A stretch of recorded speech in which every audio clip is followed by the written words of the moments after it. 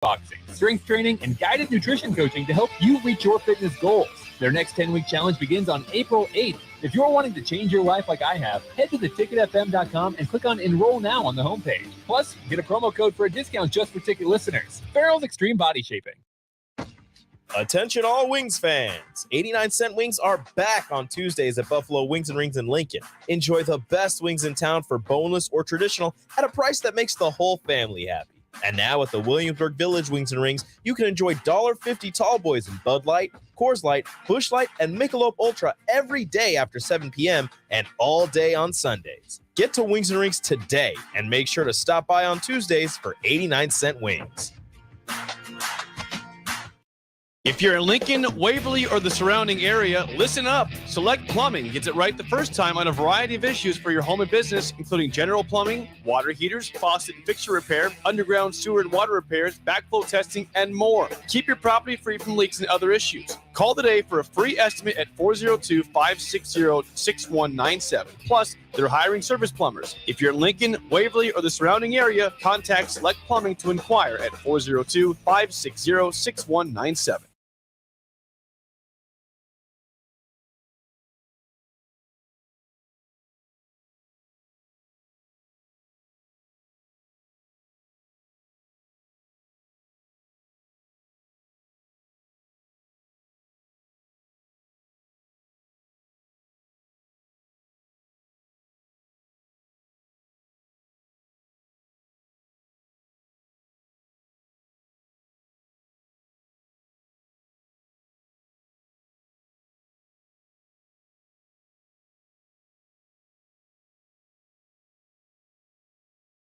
This is On the Block with Strick and Austin. Nebraska Basketball Hall of Famer and 9-year NBA vet, Eric Strickland. Strickland for three! And you're going to go out of here as the Big 8 tournament champion. Middle school basketball coaching legend and Duke basketball shooting coach in his mind, Austin Orman. Coming at you live from the heart of Lincoln, America. On air and online at theticketfm.com. Brought to you by Mary Ellen's Food for the Soul. This is On the Block with Strick and Austin. That is right. A happy Thursday to you and yours. Welcome in to On the Block on 93.7 The Ticket, theticketfm.com, a free mobile app for you. That's right. Go to your app store, download the free 93.7 The Ticket mobile app. We are also on Facebook, YouTube, Twitch, Twitter, and we're on TV. That's right. We're TV stars now as well. Allo channel 951 if you are an Allo customer. I'm Austin Orman, live in the 93.7 The Ticket studios. My partner every day from 2 to 4 on the road, still chiming in. E-Strick, Eric Strickland. How you doing, my man? What it do, my guy? How are you today? I am good. I appreciate you tapping in from the road here. Should have a great On the Block for people. Presented, as always, by Mary Ellen's Food for the Soul. Big shout out to Charles and everyone doing their thing down at 27th and Pine Lake. They were open yesterday. They're open today through the weekend. Make sure you go in, check out their lunch buffet. Help yourself to everything going on down there at Mary Ellen's Food for the Soul. Busy On the Block today. We'll start this first hour off with a lot of Nebraska men's basketball. The non-conference schedule was released. I think it's an interesting jumping off point. What are the expectations in the non-conference? What does Nebraska hope to get out of it? And where does that put Nebraska then as it heads into Big Ten conference play? We'll talk a little bit about the Spain trip as well. They'll leave a week from tomorrow.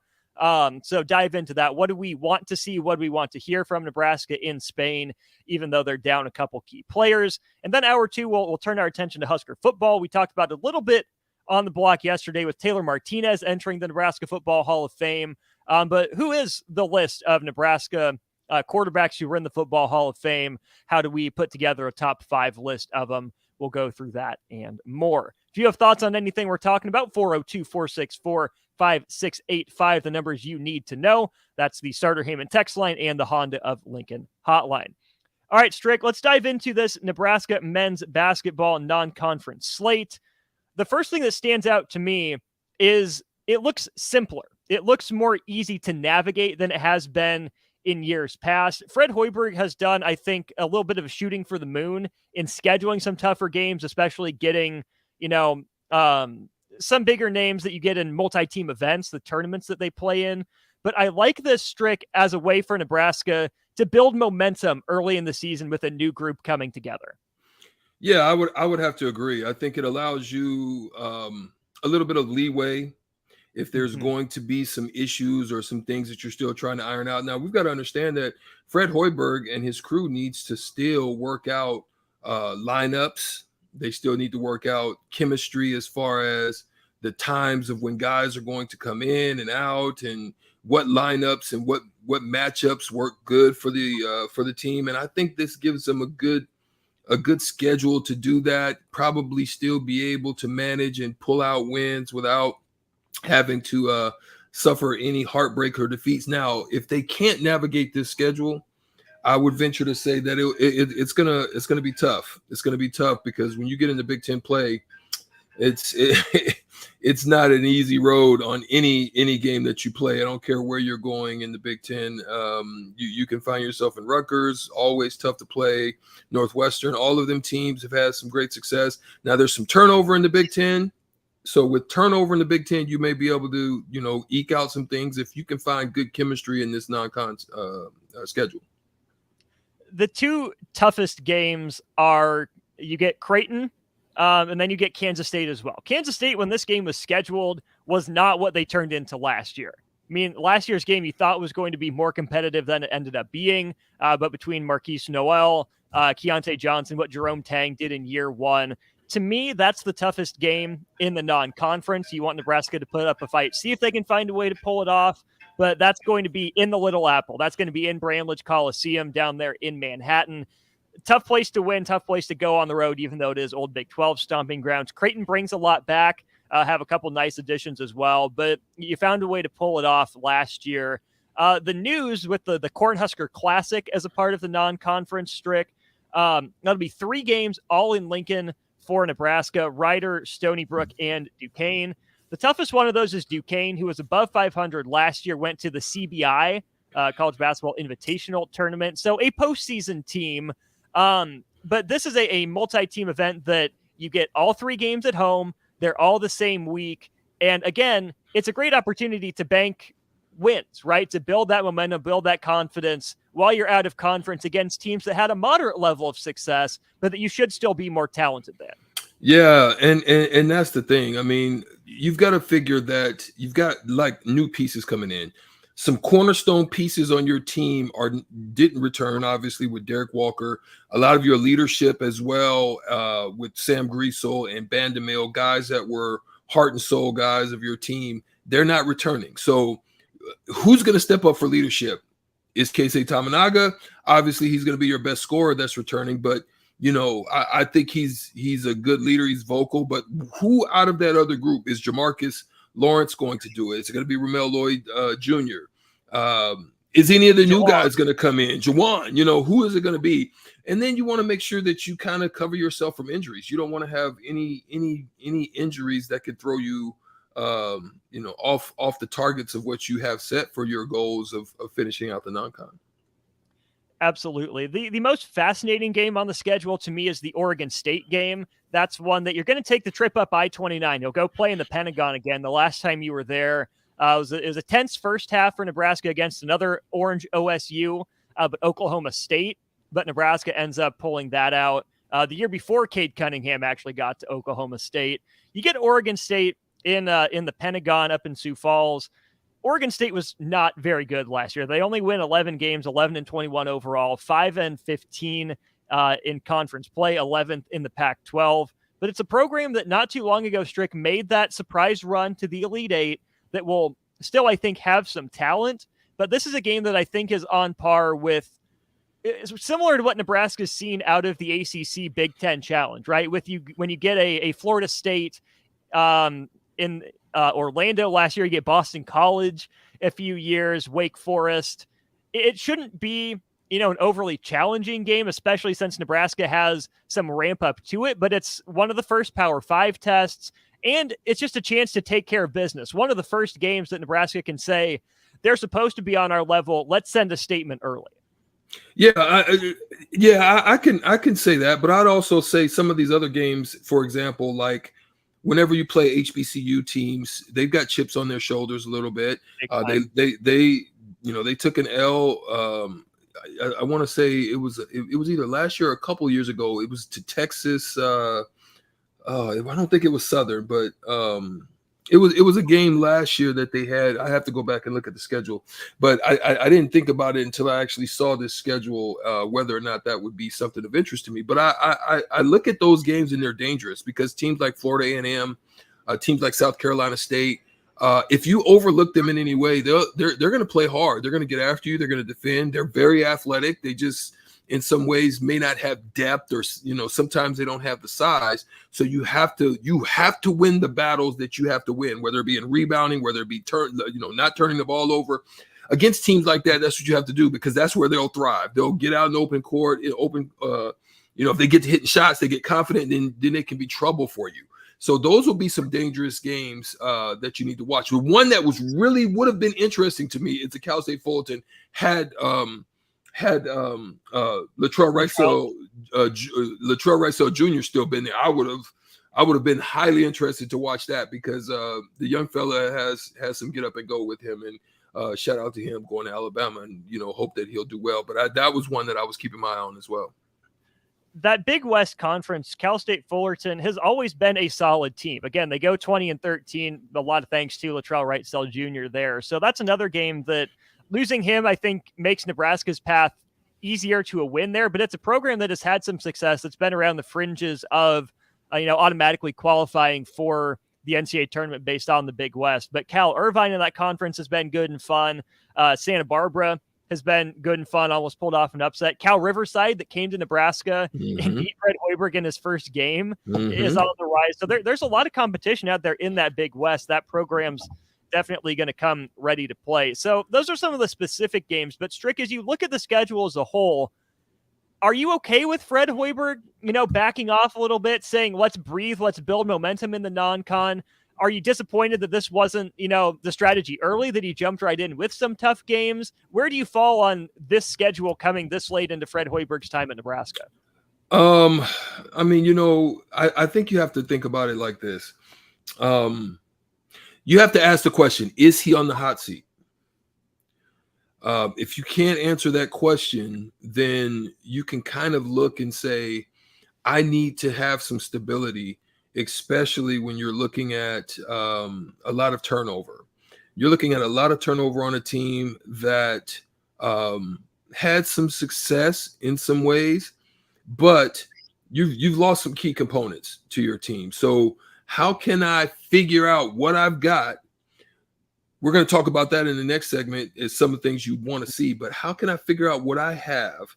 And then how can I minimize too much trouble, like not getting into too much trouble to where there's things that I can, with the schedule and with these teams, there's things that I can overcome as long as I get them to play, right? As long as they're playing hard with effort, with passion. Now, if you're not seeing that with the schedule, that's trouble. So if you're a Trev, or you're looking at what's next for the program, if they don't come through this with some success and doing well, if they're barely skating by, that's just something you've got to keep your eye on as trouble.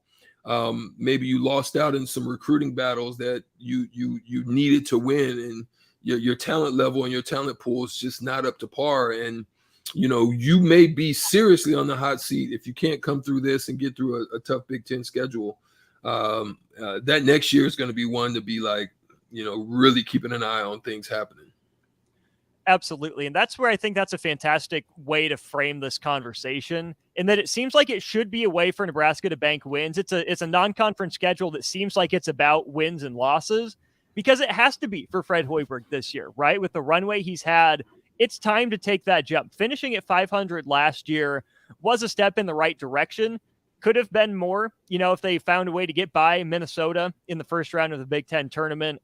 But where that team was after Gary and Bandamel went down, getting back to 500 is an accomplishment of some sort. But again, this far into Fred Hoiberg's tenure, That should be the bare minimum. Now this year has to take a step in the right direction. And even though it's not maybe, the toughest non-conference schedule Nebraska's played, that's okay. Bank wins, get confidence, find, a way to get rolling. If you look at the 11 non-conference games, you'll probably have, 2 Big Ten games in there after Kansas State and before North Dakota, because that's how the Big Tens like to schedule.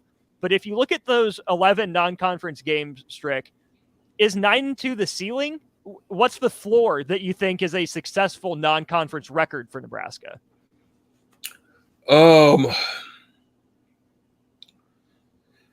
I as I look at it, Lindenwood, you've got to get Florida A&M, with a 3-day break.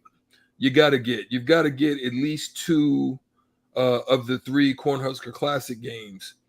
See how it goes against, so maybe 2 there. Cal State Fullerton 3. I think 4 losses is possibly the bottom floor. Anything beyond 4 losses, you're in trouble. Gotcha. From a player's perspective, as you get a season kicked off, are your goals in non-conference any different than they are come conference play, or is it's just the next team on the schedule we got to play no matter what? No, I think those are things that you learn. Those are the times of the non-con is where you do a lot of assessments, a lot of learning. Where on film you want to really kind of tighten up some things and really break down some things, figure out where there's some leaks in your defense, or where there's some offensive output that can be increased. You can identify whose roles are going to be established. You know what I mean? What sets that you have constant sets, but then you have adjustment sets, meaning depending on who you're playing, their style of defense, you may create some plays during that week, but you have a core set of plays that you're going to run. Are they going to continue to run free flow? I don't know. I don't know if Rick Mast or any of those guys have any capability similar to Derek Walker. So does free flow work with this, or is it going to be more of a traditional motion? Is it going to be more pick and roll stuff? Who's going to be your traditional ball handler? Is it going to be, who's that going to be? So those are the times where you're going to iron out some of those kinks, and you just hope you don't get, run over and take too many L's in the meantime, in between time. And see, that's where it's tough too, I would imagine, as a coach, because the schedule you're playing in the non-conference isn't the same as you're playing in the conference. I say that not just in terms of the names on the front, but the styles of play, right? Because you have to build your team to some degree for the 20 games that you're going to play in the Big Ten Conference. You have to be able to make those games count, make your way up the standings in your conference to give yourself the best seed in your conference tournament possible, to give yourself a chance to make a run. But like you said, you can't afford to drop any of those non-conference games like Nebraska's had a propensity to do over not the last few years, but the last 15 to 20 years. So you're playing 2 kind of different styles. So as a coach, is it hard sometimes to balance, playing to win the games in front of you versus building toward conference play at all? Well, one of the hard parts comes is the work that is required to break down the film. The time that you have to figure out what this team is. You don't know, you may not know much about them. I mean, Duquesne, maybe if they have a lot of returners coming back, you might be able to kind of have an idea of the style that they're going to play. But a lot of these teams, you probably would know Creighton a little bit. You may have enough on North Dakota possibly, but there's some of these teams that you're going to have to go down on synergy and start breaking things down and trying to figure it out. Then you've got to figure out whether or not you want to show your whole hand. I mean, if you're playing poker, you don't want to give too many tips. You don't want to reveal that your hand is hot. You want to try to draw out show the least amount of what you have going on. So same thing with that. In basketball, you don't want to give too many tips on what you're trying to do and what you're trying to accomplish, but you want to get enough so that you can then grow and learn and be effective once the time comes. But you also want to give them confidence. So There's probably going to be a lot of different lineups. There's going to be a lot of people getting some time, and then they'll start to iron some of that out. Probably by the time they get to the Cornhusker Classic, you'll start to kind of see some things starting to reveal themselves about the way that they're going to play, kind of their roles, and kind of what their rotations are going to be as well. So that Cornhusker Classic is Ryder, Stony Brook, and Duquesne. That'll happen in mid to late November. You'll go up to the Pentagon to play also in that late November kind of time frame. That'll be in between Stony Brook and Duquesne. They have a few days off before Fullerton comes to town. And then you have from the 27th until the game on the 3rd to get ready for Creighton. So a nice little break there to prepare for the Blue Jays, who will have played before that. So we'll have a little rust versus rest debate come then. Then you'll have a couple weeks there again where you're playing Big Ten games before you get Kansas State the week before Christmas, North Dakota a few days before Christmas, and South Carolina State to wrap up the 2023 version of the 2023-2024 conference schedule. Strick, we brought it up, and that's where we're going to go next segment. Nebraska heading to Spain. They're leaving in 7 days and counting, I guess, 8 days a week from tomorrow. What do you want to see from Nebraska? What do we want to hear? What's the objective of this trip? Let's step aside, take our first break of the show. When we get back, Eric Strickland and I will break down what we expect from Nebraska from its 9-day trip to Spain. This is On the Block on 93.7 The Ticket. More next. Tailored Landscapes is actively preparing for spring. Things like getting new tree orders, getting equipment ready, and training staff to serve you the best we can. If you haven't already planned, now is the perfect time to figure out a maintenance plan for your yard. We're on the brink of spring cleanups for all of our existing customers and have limited spots left. We trim trees and shrubs when needed and only mulch proper amounts. Give us a call today at 402-432-2572 to set up a meeting with one of our designers and get ready for Tailored Life's grand opening in Bennett.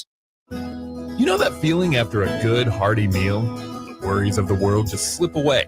Time slows down. Nothing but good times and good company. That's what you get with Mary Ellen's Food for the Soul.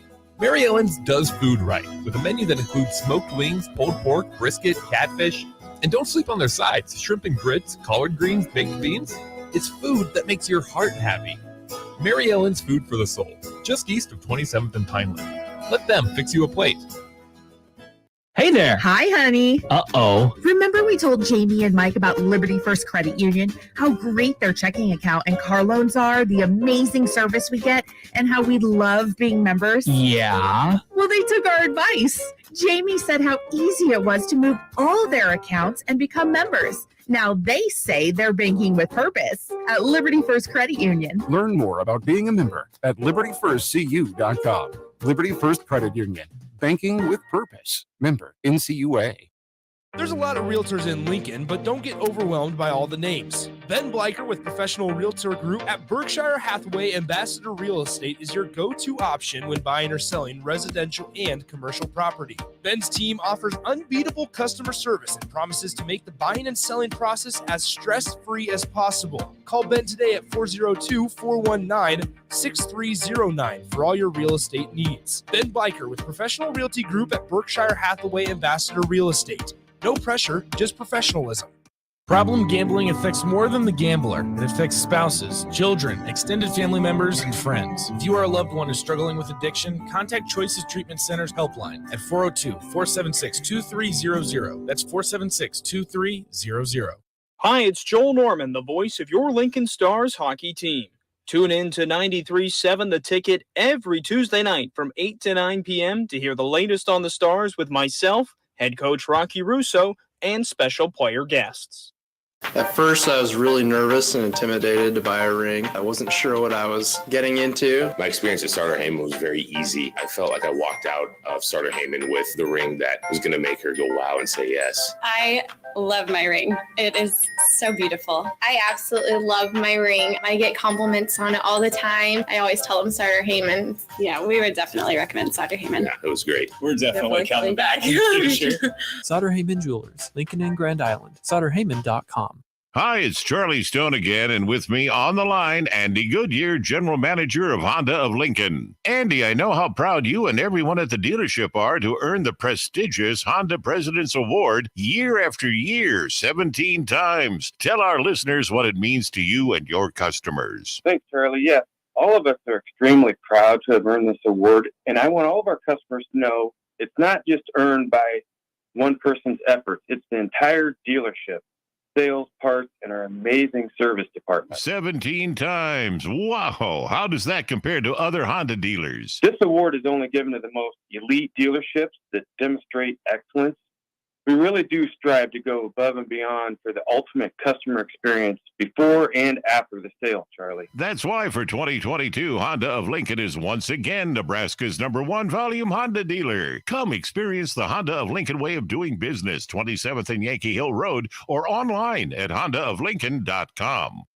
Experience the Landmark difference with the next level of dealer support. Landmark, your local John Deere dealer, continually works to have parts on hand the first time you walk in the door. Our internal route system means we can get the parts to you typically same or next day to keep you up and running. At Landmark, we understand time is money. Get more uptime with our after-hours parts and service support on the phone or in the field. Our sales, precision ag, parts, and service teams are ready to serve you this planting season. Stop by your local Landmark today to experience the Landmark difference. Gaina Trucking is hiring CDL Class A and B drivers. Gaina Trucking guarantees a 40-hour work week year-round, and their strong team culture makes it not a job, but a career. Gaina Trucking offers health, vision, and dental insurance, 401k with company match, an employee assistance program, and other bonus programs. Build a better career today with great team culture at Gaina Trucking. Learn more and apply today at GainaTrucking.com.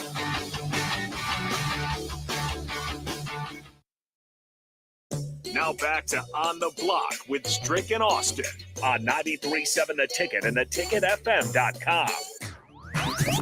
That's right. This is On the Block. Austin Norman and Eric Strickland with you for another hour and a half here on 93.7 The Ticket. This is On the Block. We're with you from 2 to 4 weekdays here on 93.7 The Ticket, theticketfm.com, Facebook, YouTube, Twitch, Twitter, Allo Channel 951. Wherever it is you consume your 93.7 The Ticket content, you can find us there.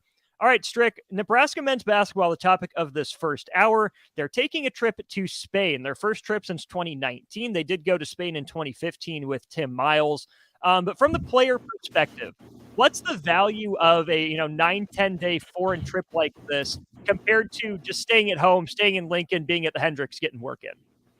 Well, one of the things is there's nothing like getting outside of your box, your comfort zone, places where you're familiar with seeing, and seeing something fresh and new, right? History, there's a lot of history out of Spain. So they're going to visit the Royal Palace in Madrid. They have some guided tours to Camp Nou and the home of FC Barcelona. So they're going to do some things like that, which is pretty cool, right? Because you hear some of these things sometimes, and but to be able to see it up close and personal, there's nothing greater than that, right? It's a great opportunity, as Fred Hoiberg had stated, just for the program alone, for their players to get an opportunity to go as a team, to do things as a team. When you're there's nothing like being international on the road where you have to do things together. There's gelling moments, and a lot of camaraderie can be built in those things, right? So you get to do all of that, and then on top of that, you get to not only have this memorable experience of being able to travel overseas. Some may get the opportunity to play overseas. Some may get the opportunity to get an understanding of what it's like over there, to see a different culture, because there can be some discomfort, right? But it'll give them a little bit more comfort if they want to continue their professional careers. They'll get an idea of what it's like over there. They'll play some good teams, and on top of that, you'll get 10 extra practices that you wouldn't be able to normally get while you're at home. You may get some gym time, some open gym time, things like that where you can play it. But no, they get some extra practices now, get to run their stuff, get acclimated to each other, know what others like to do. You get to do that in a game atmosphere against professionals, with styles of play where these professionals are a little bit more physical. They're going to be able to bump and grind you a little bit. And so you're going to get a good taste and a good test on to set you up for the season. So it's going to be good. The bump and grind, the physical, sounds like Big Ten play, something that Nebraska has to get ready for. Before we move into the on-the-court stuff, is it legit, the team building, the camaraderie stuff? Is it that true that, like, having these opportunities to gel helps? Or is that just something that you say because it should help and it can't hurt? No, I think it is. I think it's important because this early on in the offseason, you're going to get a taste of what it's like to be the enemy, where you're the one that's being hunted.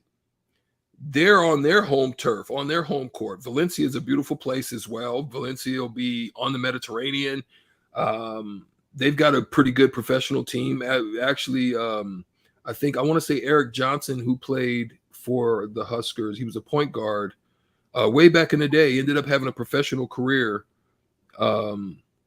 for Valencia and ended up getting his what is it called? He got his citizenship, married a wife over there, and he's made a life over there. I mean, it may be possible that he may show up, being that they're coming through. It's, I don't know if he's still there, but I know that's where his career path took him, and he, has a family and stayed there. So that's a beautiful place. Then you're going to go to Madrid and Barcelona, great cities. But on top of that, these teams, that's one of the top leagues, outside of Italy and Spain. You have Germany, and those are some of the top European leagues. And so you're France. So you're going to get a good taste of what it's like to bump and grind very early. All right. So what's the first thing that stands out to you that you want to see or hear from the team on the court in Spain? This for Keisei Tamanaga is going to be right in his wheelhouse. So I expect Keisei to play well, being that he's playing against European competition. That's, when he's playing in EuroLeague and when he's going back and he's playing for his country, so forth and so on. This is the type of stuff he does. So he'll fit right in. Maybe even Rink Mass. He may feel comfortable being that he's an international guy. I don't think those two are going to be there because Keisei's playing with Japan and Rink is playing with the Netherlands. There you go. So those guys not being there, everybody else is going to be fresh and new to them. You know what I mean? But to those guys, it would, if they were there, if they were going, it would have been something that they're familiar with. It wouldn't. They could have even helped the other guys in that process. Them not having them two. It's going to be an opportunity for guys to step up, to shine, and to show Fred Hoiberg who they are, and to make a name for themselves as well. One of the guys that stands out to me is Blaise Keita. He's one of the only bigs on the roster with Mass being gone. Josiah Alec probably doesn't want to play the 5 a whole lot. How much Blaise Keita do you see? The only reason I ask is because he's an injury risk. He had the ankle deal that took him a while to recover from. Do you run him a lot just to see what he looks like with other guys, or do you kind of play it careful with Blaise since you need him for the season? I think you've got to let Blaise play a little bit. Being that he has some rust. I mean, being that he didn't play as much as he could have when he did. But I think it's an opportunity for Blaise to really show improve. Hopefully he's worked on his footwork. He's got some areas of his game that, needed some work. And hopefully he can work these things out. I think you want him to work. I think you want him to be able to, take some of the physicality that he's going to face and see what his game looks like, because you want to kind of have an idea of how you want to use Blaise.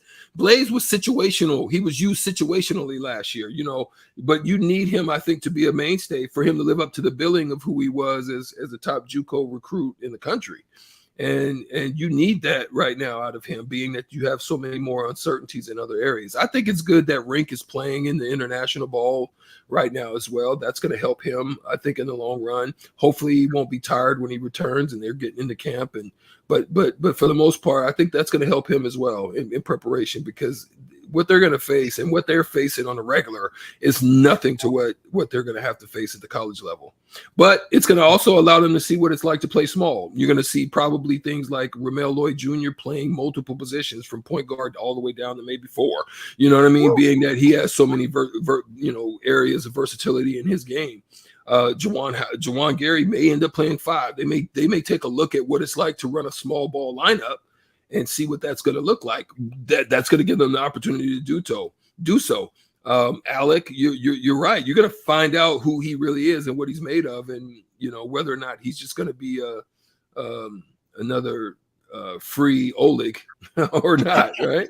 Right. So that's what you're going to get to see out of this group. So it's going to be you're going to be able to put your eye on a lot of different things about Husker basketball and what to expect in the coming season. I'm glad you brought up the different positions and probably playing small around one big guy and maybe no big guys on the floor, because Strick, that to me is a huge part of the Spain trip. Who among the guards has separated themselves? When you look at Jamarcus Lawrence, the way he played at the end of last season, Sam Hoiberg playing a role, Ramel Lloyd Jr., who we have in studio here at the Ticket on Sundays, what does he look like in his first taste of live college action? CJ Wilcher at the guard, has he taken that leap? Can he be a steadying presence? Eli Rice, does he factor in at all as a freshman? Aaron Eulis, what can he bring to the table? There are so many guards on this roster that someone has to separate themselves. You can't play 6 guards at once. You probably don't want to play more than 3 consistently in the Big Ten. So to me, a big part of the Spain trip is who can make an impact on the offensive side, the defensive side, both.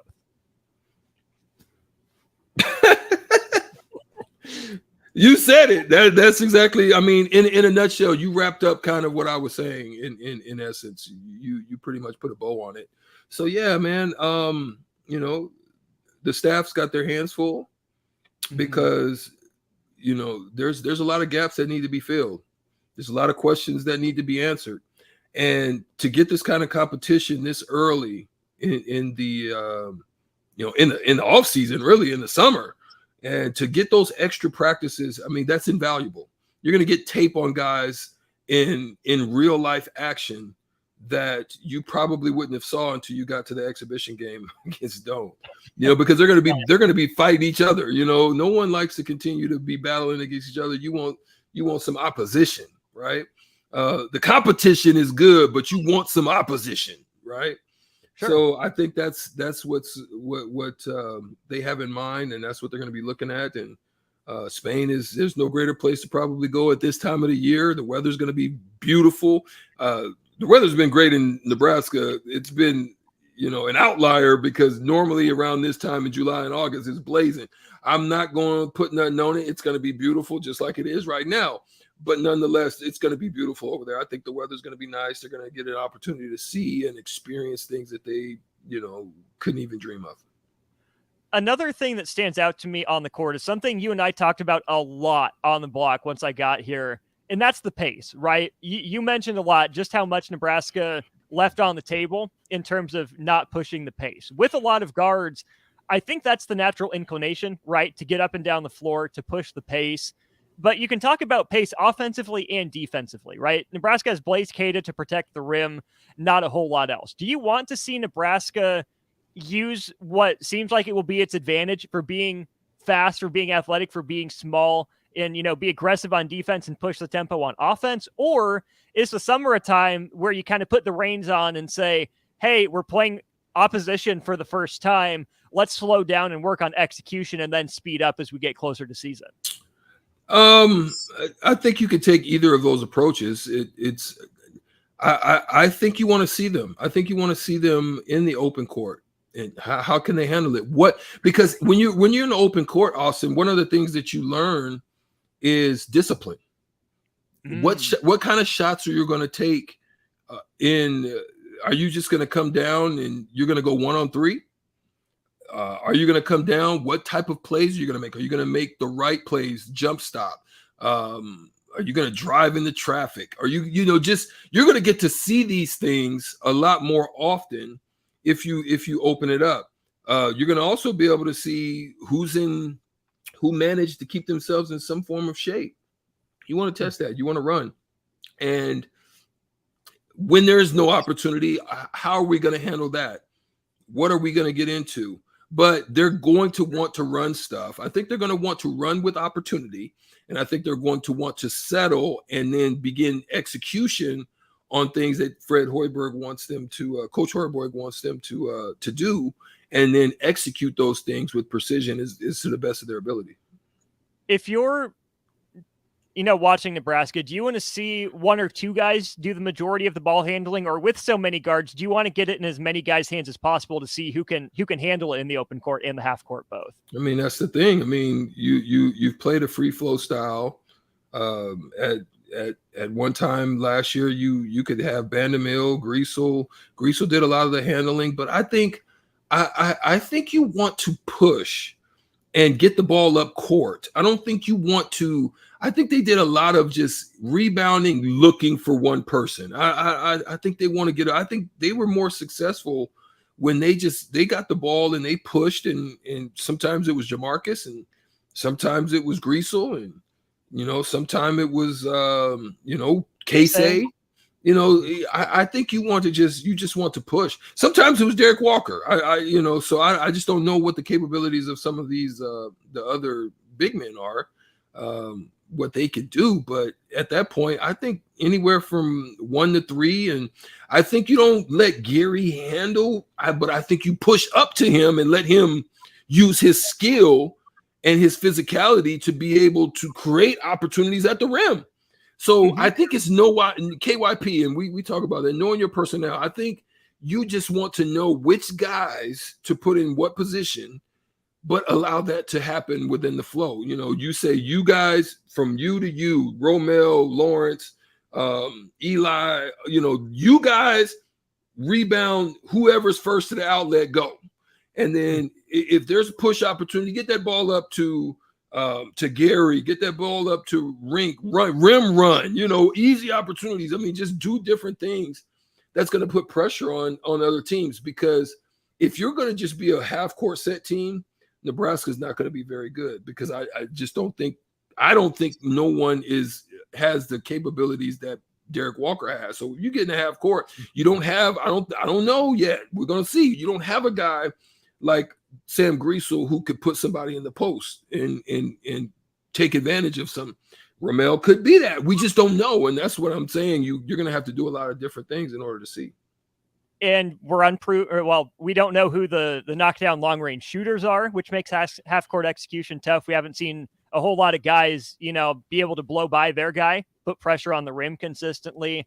I want to get into more of Juwan Gary's role at some point in the future here on the block, because his importance as a rebounder puts a lot on him in terms of running the floor, right? Even if he's just a rebound, one dribble clearance to the outlet, he's got to book it up the floor to use that athleticism to beat his man down. But that's a topic for another time. We got to take a break here on the show. When we get back, we're going to go over the Wooden Award preseason watch list. We have some odds out from Vegas. We'll dive into that. Who are some of the best national players to keep an eye on this fall? That and more on the block. Agriculture is the economic engine of the Midwest. At Acres Equipment, we dedicate ourselves to making that engine run smoothly. We supply our farmers and ranchers with quality John Deere equipment, parts, and service. We also deliver the most advanced technology and precision ag strategies to help them farm today and for the future. Acres Equipment, solutions for every field. Ladies and gentlemen, it has come to the attention of the Nebraska Lottery that when people hear a radio commercial in their car for one of our lotto games, Powerball, Mega Millions, or Lucky for Life, they tend to begin daydreaming about how they'll spend the prize money if they win, instead of paying attention to the road. So please, when I tell you that Nebraska Lottery Lotto games offer big money and big fun, keep your mind on driving. Do not start thinking about all the things you could buy if you win. Things like bright red sports cars, tropical vacations, 100-inch TVs, hot tubs, SUVs, a new computer, motorboats. Bob, snap out of it. Oh, good heavens. Ladies and gentlemen, my apologies. Perhaps I should go home now. You better let me drive. Lotto games from the Nebraska Lottery. Top prize odds vary by game. Working at Continental in Lincoln isn't a job, it's a career. And right now they've raised wages again and they're hiring for production operators at $24.11 per hour, which grows to $28.27 per hour within 3 years. Skilled trade positions now start at $32.76 per hour with opportunities to make more based on certifications. Continental also has salary jobs available and great benefits, plus medical and prescription costs at very low premiums. Dental, vision, and life insurance are offered at no premium cost to the associates, with increased bonuses and vacation for new hires. To learn more or to apply, go to continental-jobs.com with keyword Lincoln. Come work at Continental today. Hi everyone, Kendall Warnock, A1 Automotive in downtown Lincoln. Spring is here, summer is fast approaching. With weddings, vacations, and weekend getaways on your mind, do not let car issues prevent you from getting where you need to be. Car problems shouldn't be something that you put up with. Let us get you back on the road in comfort and safety. We diagnose all makes and models from Porsches to Hondas, Toyotas, and Chevrolets. We fix a variety of issues with all of them with our talented techs and our experienced staff. A1 Automotive at 11th and L, downtown Lincoln, always honest answers. Steve's Garage Doors and Services is hiring. They are looking for a garage door installation and service technician with a clean driving record. Experience is not required as they will train for the positions. However, mechanical aptitude is required. If you want to come be a part of a small business where you're family, not just an employee, call Steve's Garage Doors and Services today to apply at 402-480-2840. That's 402-480-2840. Steve's Garage Doors and Services. This Easter, focus on your family instead of dishes with the Venue Easter to-go meals. Prepared fresh in-house by our chefs, these meals are ready to heat and eat with packages for 2 to 3 people or 6 to 8 and your choice of juicy beef tenderloin, tasty herb roasted chicken, or our famous 6-pepper crusted prime rib. All meal packages come with sides and we have additional add-ons available to complete your feast. Order today at venuedelivered.com/Easter. That's venuedelivered.com/Easter. Spring sports are here and it's time to upgrade your equipment. But don't go rushing to your big box store. Play It Again Sports is your place to go for all spring sports equipment for baseball, softball, golf, and disc golf. Play It Again Sports has quality, slightly to gently used equipment, and 50% of their inventory is actually new equipment. And don't forget, buying from them is a great way to get new products with great discounts by also bringing in your used items for store credit or cash on the spot. Play It Again Sports at 48th and Vine. Repeat after me. I will not touch the fuse box. I will probably not touch the fuse box. Sip, do you remember what happened last time? Yeah, I remember. What happened? Half of the city block lost power. And? My chicken condo went haywire. That's right. The chickens ran wild. So what do we do instead? Call Joe at Ambition Electric and let him handle everything. Look, saved on speed dial. Ambition Electric, 402-217-3415 or online at ambitionelectric.com. Hi, Sean Callahan here with Koppel Chevrolet GMC, and it is Truck Month at Koppel, and we are pulling out all of the stops for this gigantic event. The lots are starting to fill, and we have some great deals for you waiting in Louisville. Brand new GMC Sierra Light Duty and new Silverado Light Duty trucks. All trim levels have up to $4,000 in discounts. That's right, up to $4,000 off all new light duty trucks right now at Koppel, so do not wait. Now is the time to buy a new truck, so stop on in or visit us online at koppelcars.com. You must have a trade-in and finance with Koppel. All deals with Roof Credit. Now back to On the Block with Strick and Austin on 93.7 The Ticket and theticketfm.com. That's right. We're here on the block. Austin Norman and Eric Strickland with you 2 to 4 every weekday here on 93.7 The Ticket and theticketfm.com. Bet Online put out the 2024 Wooden Award watch list odds today. The Wooden Award, of course, being given out to the best player in college basketball. Last year's winner, a guy that the Big Ten is very familiar with, Zach Edey. He's plus 175 to win it again this year. Strick, as I look over the list, as I saw tweeted out with the favorites, it reminds me just how dominated by big men college basketball still is. You have Zach Edey at the top of the list, followed by Dickinson, Kyle Filipowski, Armando Bacot, Donovan Clingan, who played a role on UConn's national championship team. College basketball in the regular season is a big man sport. It just is, plain and simple these days. So I'm not shocked to see that many big men at the top of the list.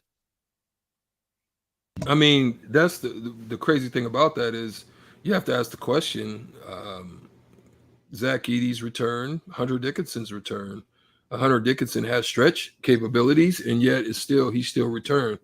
there's things that they've got to work on.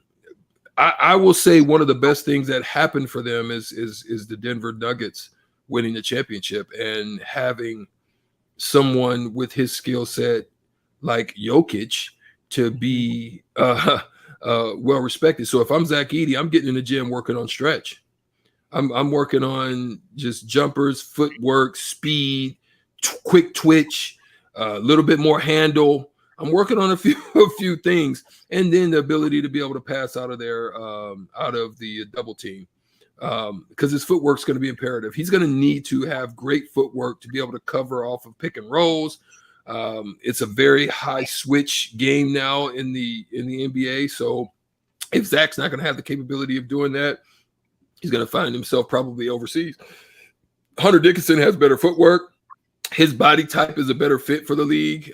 Some of the things he does on the defensive end, it works for him, but you're definitely seeing why these guys returned and some of the other guys left. It's not in their favor, but they've got to work on areas of their game to be able to make sure that they can fit into the NBA scheme of things.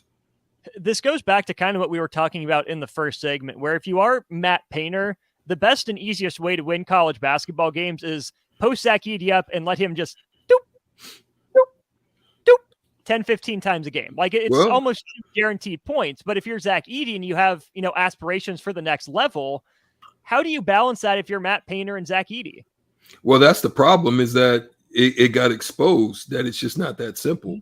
So there's areas of Zach Edey's game that needed to improve. His ability to see the double teams, the ability to see where guys are coming from, where help is coming from, and to take advantage of that, whether it be by fake passes out and then making moves, whether it be by turning out and away from the double teams and being able to knock down some shots or some turnaround jumpers, being able to pass better and more effectively and efficiently out of it. So those are areas of his game that has to improve, because you can see it got exposed, and that's why they ended up losing in the tournament. And they had some struggles. I mean, they've struggled against Nebraska because Nebraska's figured out a way to put pressure on him to make him not to have to think a little bit more in the post and not just being able to make moves. So if he's come back with a little bit better aspects of his game, he could be tough. But yeah, he's got to do other things, and that's the crazy thing. His pick, and it can't be all roll. It's got to be some pick and pops. That's where I was going to go next. How far does Zach Edey have to stretch his range? Is an elbow jumper good enough, or are you showing him Brooke Lopez film, right? You got to show him Brooke. Okay. You got to show him Brooke Lopez film. I mean, he in essence would have to become like that. Brooke Lopez expanded his game. He's a defensive menace. He's a problem on the offensive rebounds, but then he can also knock that thing down when he has to. Zach Edey's going to have to be able to knock down a shot or two, because you got to keep him honest. You got to be able to spread them out. Otherwise, they'll shrink the paint on you, and it'll make it very tough for your guards. And then the team is going to make it tough. Like, there's certain teams that he would fit in where he would be okay, because he could just really be a defensive guy. If he has a team like Denver who was able to hide Jokic, they worked out a defensive scheme that can hide and protect Jokic and not allow him to be overly vulnerable in the against offensive teams that are trying to force you to have to guard with Jokic, and they did a good job of that. And he'd have to have that kind of team, otherwise he'd get exposed. I know there are some people who are rolling their eyes right now. Why are you taking a 7'4" guy and making him shoot threes? We're not saying he has to be a high volume guy, right? He just has to have it in the bag and be able to read the situation to keep teams off balance, right? Yeah, because you're not gonna see guys flying out to him, but if he starts making them, that changes the game. That opens it up a little bit more, and it creates mismatch opportunities. One, you're gonna have to get to him. Two, if they switch, then you're going to have a guard on him, which is going to cause another. The game in the NBA is very simple. It's about mismatches. It's about creating mismatches and taking advantage of them. It's not necessarily always about just about what a guy or a team can actually do. It's really about creating mismatches, and this is why you see the adjustments that are made in the playoffs, is because they're trying to figure out how we can get the right mismatch to be able to take advantage of it. That's a fascinating, I think, difference too, where sometimes it's my guy versus your guy, but it's which of my guys versus which of your guys. And that's why, we see it, like you said, in the playoffs when the Cavs tried to get LeBron James guarded by Steph Curry as much as possible in those finals runs, just because that is a simple mismatch there. And that's what it comes down to at the highest level, which I still think college coaches have a tough job in balancing that, because you go to a program, commit to a coach to prepare yourself for the next level if that's your goal. But the coach's job is less dependent on getting you to the NBA and more about winning games here and now, because that's their chosen profession. That's a dynamic that I think we don't talk about enough in college sports. Yeah, well said. I mean, it's simple as that. Speaking of college sports, let's turn the page a little bit to Nebraska football. Strick, we talked a little bit about Taylor Martinez being named to the Nebraska Football Hall of Fame. DP&J laid out their top couple quarterbacks in Nebraska history yesterday, but based on the list of guys in the Hall of Fame, I want to go through that list, talk about some guys maybe fans might not know as much about, and then put our top 5 down, our top 5 quarterbacks in Nebraska football history. We'll do that, and we'll have plenty more coming your way as well. This is On the Block. He's Eric Strickland. I'm Austin Norman. Thanks so much for listening. Wherever it is you're doing it, on the stream, on the radio here again soon. We are stream only with the Royals, but we'll be back on the radio maybe by the end of the show, but if not, definitely for old school. But that's in the future. We got hour 2 of On the Block coming your way just after this. Agriculture is the economic engine of the Midwest. At Acres Equipment, we dedicate ourselves to making that engine run smoothly. We supply our farmers and ranchers with quality John Deere equipment, parts, and service. We also deliver the most advanced technology and precision ag strategies to help them farm today and for the future. Acres Equipment, solutions for every field. Ladies and gentlemen, it has come to the attention of the Nebraska Lottery that when people hear a radio commercial in their car for one of our lotto games, Powerball, Mega Millions, or Lucky for Life, they tend to begin daydreaming about how they'll spend the prize money if they win, instead of paying attention to the road. So please, when I tell you that Nebraska Lottery Lotto games offer big money and big fun, keep your mind on driving. Do not start thinking about all the things you could buy if you win.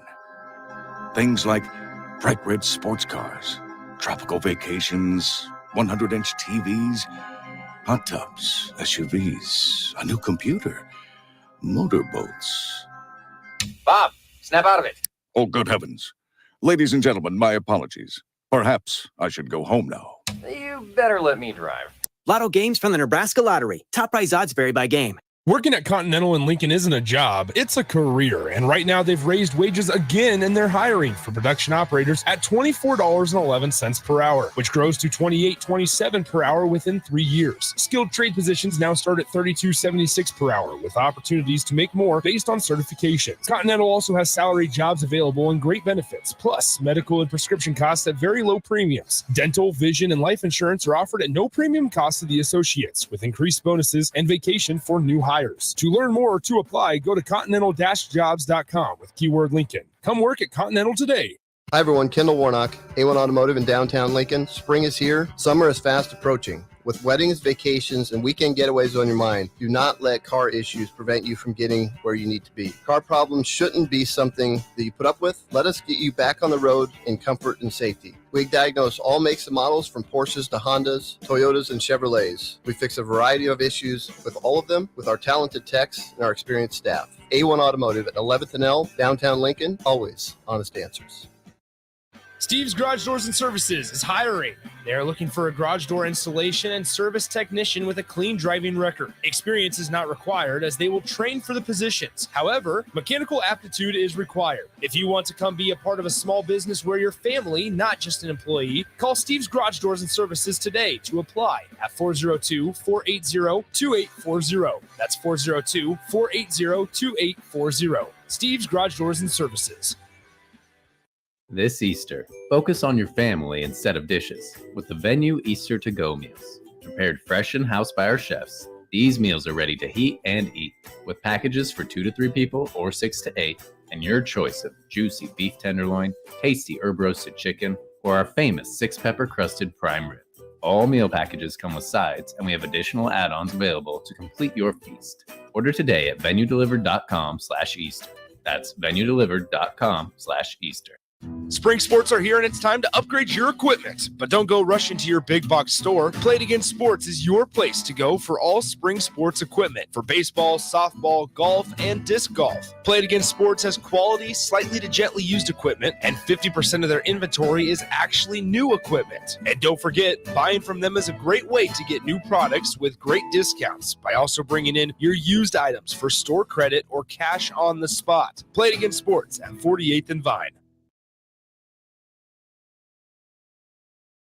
Tailored Landscapes is actively preparing for spring. Things like getting new tree orders, getting equipment ready, and training staff to serve you the best we can. If you haven't already planned, now is the perfect time to figure out a maintenance plan for your yard. We're on the brink of spring cleanups for all of our existing customers and have limited spots left. We trim trees and shrubs when needed and only mulch proper amounts. Give us a call today at 402-432-2572 to set up a meeting with one of our designers and get ready for Tailored Life's grand opening in Bennett. You know that feeling after a good, hearty meal? The worries of the world just slip away. Time slows down. Nothing but good times and good company.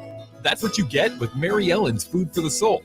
Mary Ellen's does food right, with a menu that includes smoked wings, pulled pork, brisket, catfish. And don't sleep on their sides, shrimp and grits, collard greens, baked beans. It's food that makes your heart happy. Mary Ellen's Food for the Soul, just east of 27th and Pineland. Let them fix you a plate.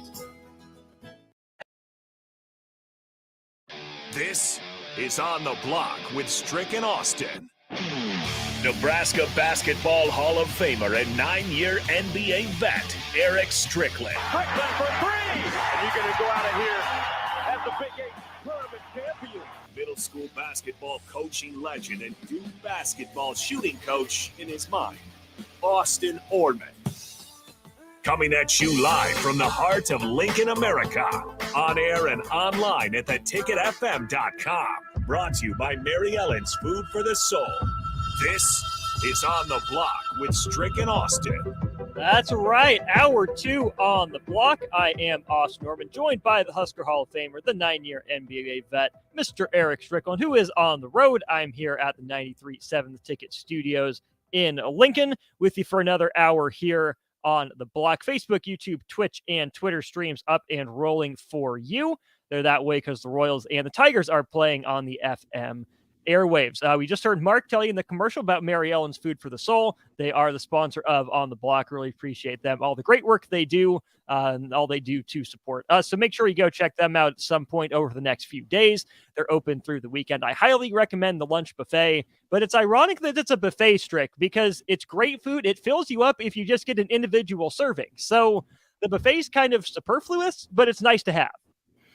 Well, everything there is nice to have. So I have no problem, no issues, and no qualms with anything that they do at Mary Ellen's. So I'm looking forward to getting home and getting another attempt at that catfish with the yams and mac. It's my favorite.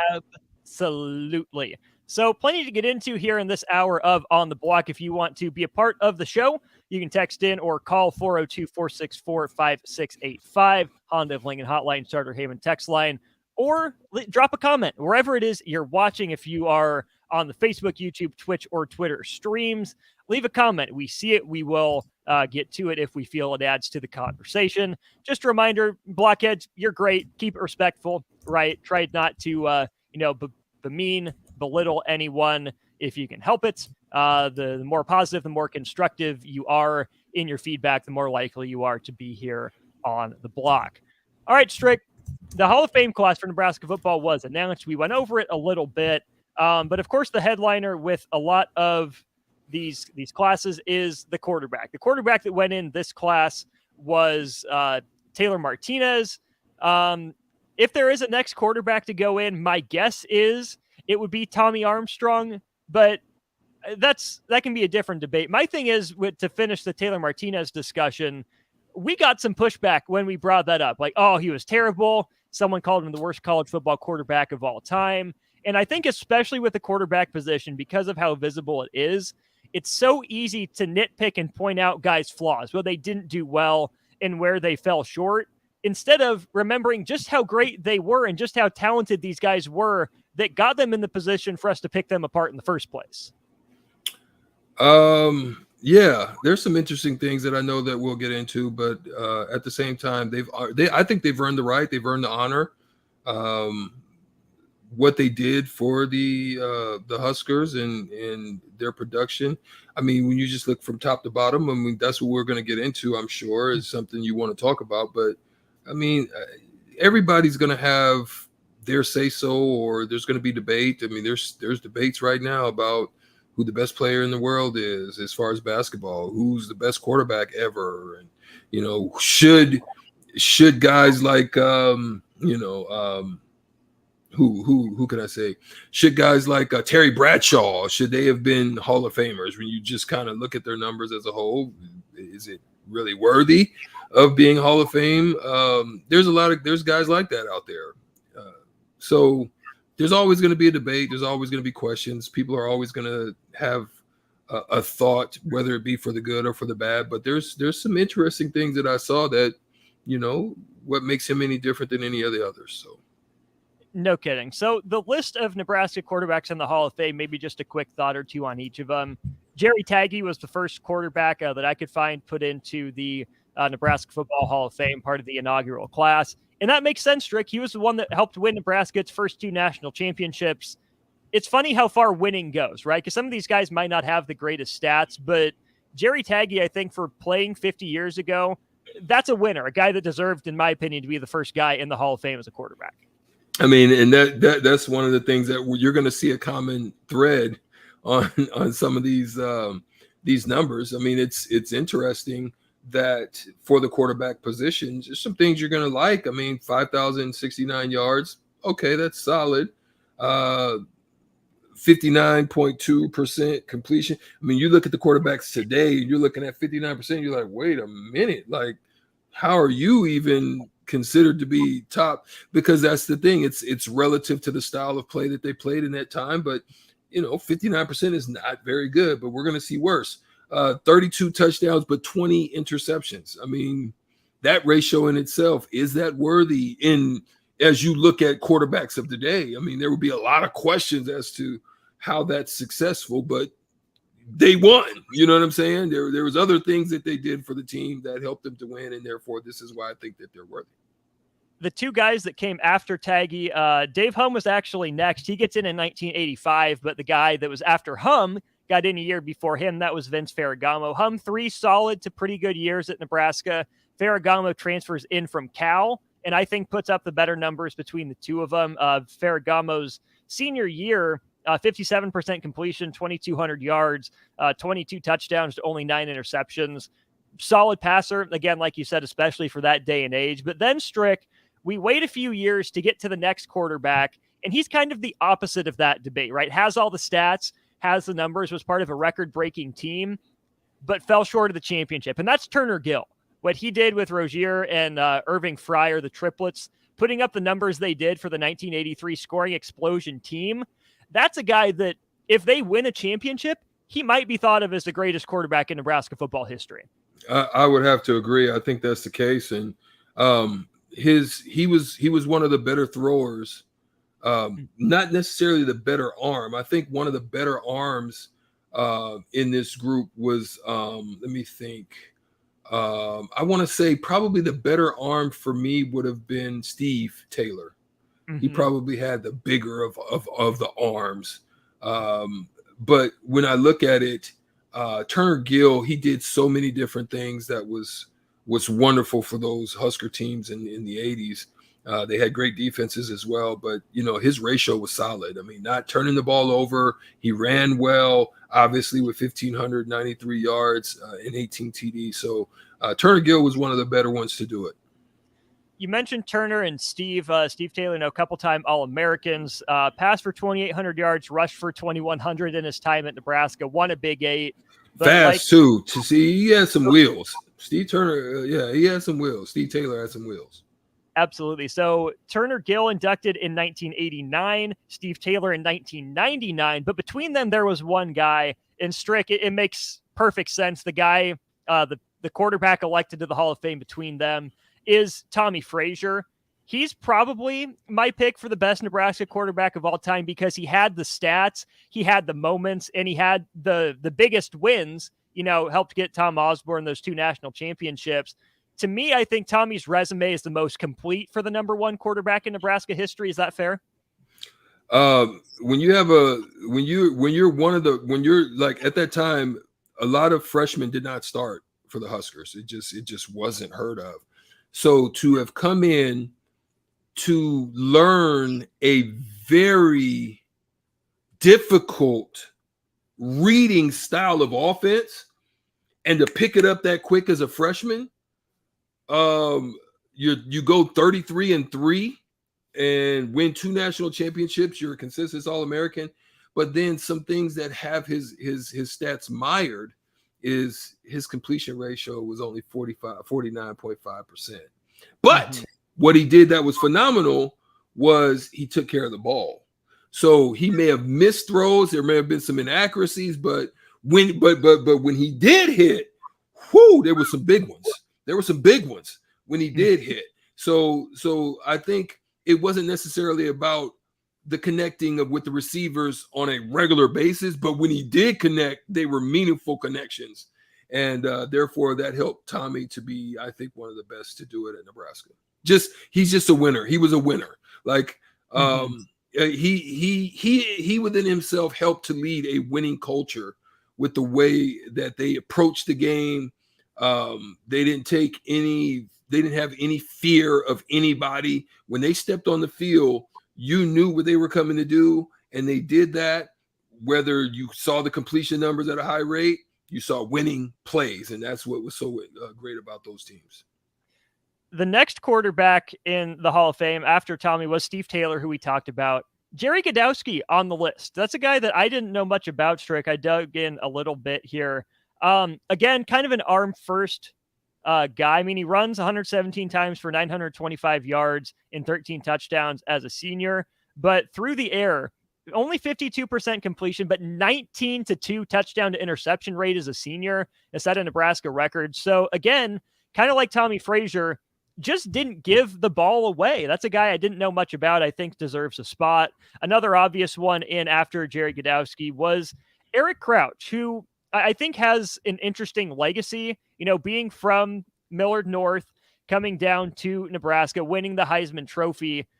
Eric Crouch, I think, has the stats, but again, you think of the game against Miami, and even more so than the Heisman, Nebraska getting stomped by that Miami team, I think puts a little bit of a damper on where Eric Crouch ends up in the all-time rankings. Yeah, I think more than anything, Eric Crouch was the epitome of a running style of a quarterback, right? For me with him, it really came down to great with feet, great with execution, but when it was time to really have to, if that team got behind, it was tough for them because for me, really didn't have that part of the game. Whereas like with Tommy, like he would hit them when he needed to. I think there was a lot more misses with E. Crouch, but Crouch was a winner too, though. I mean, let's just say what it was. But that blowout, I think, did taint a little bit of his legacy a little bit. It was tough. It was tough, but I still liked him. I mean, he's a Heisman Trophy winner. So the guy that took over for Eric Crouch when he leaves is Jamal Lord. He was a starter in 2002 and 2003. And I think a similar sort of deal with him, Strick. I mean, the passing wasn't great, only 48% for his career. Ended up throwing more interceptions than touchdowns, but absolutely electric with the leg. I mean, 250 carries for 1,400 yards as a junior, almost 1,000 yards again as a senior with 10 touchdowns. There are good numbers there, especially running for Jamal Lord, but because of the completion percentage and a lot of the interceptions, and also strict because Nebraska didn't win at the same level.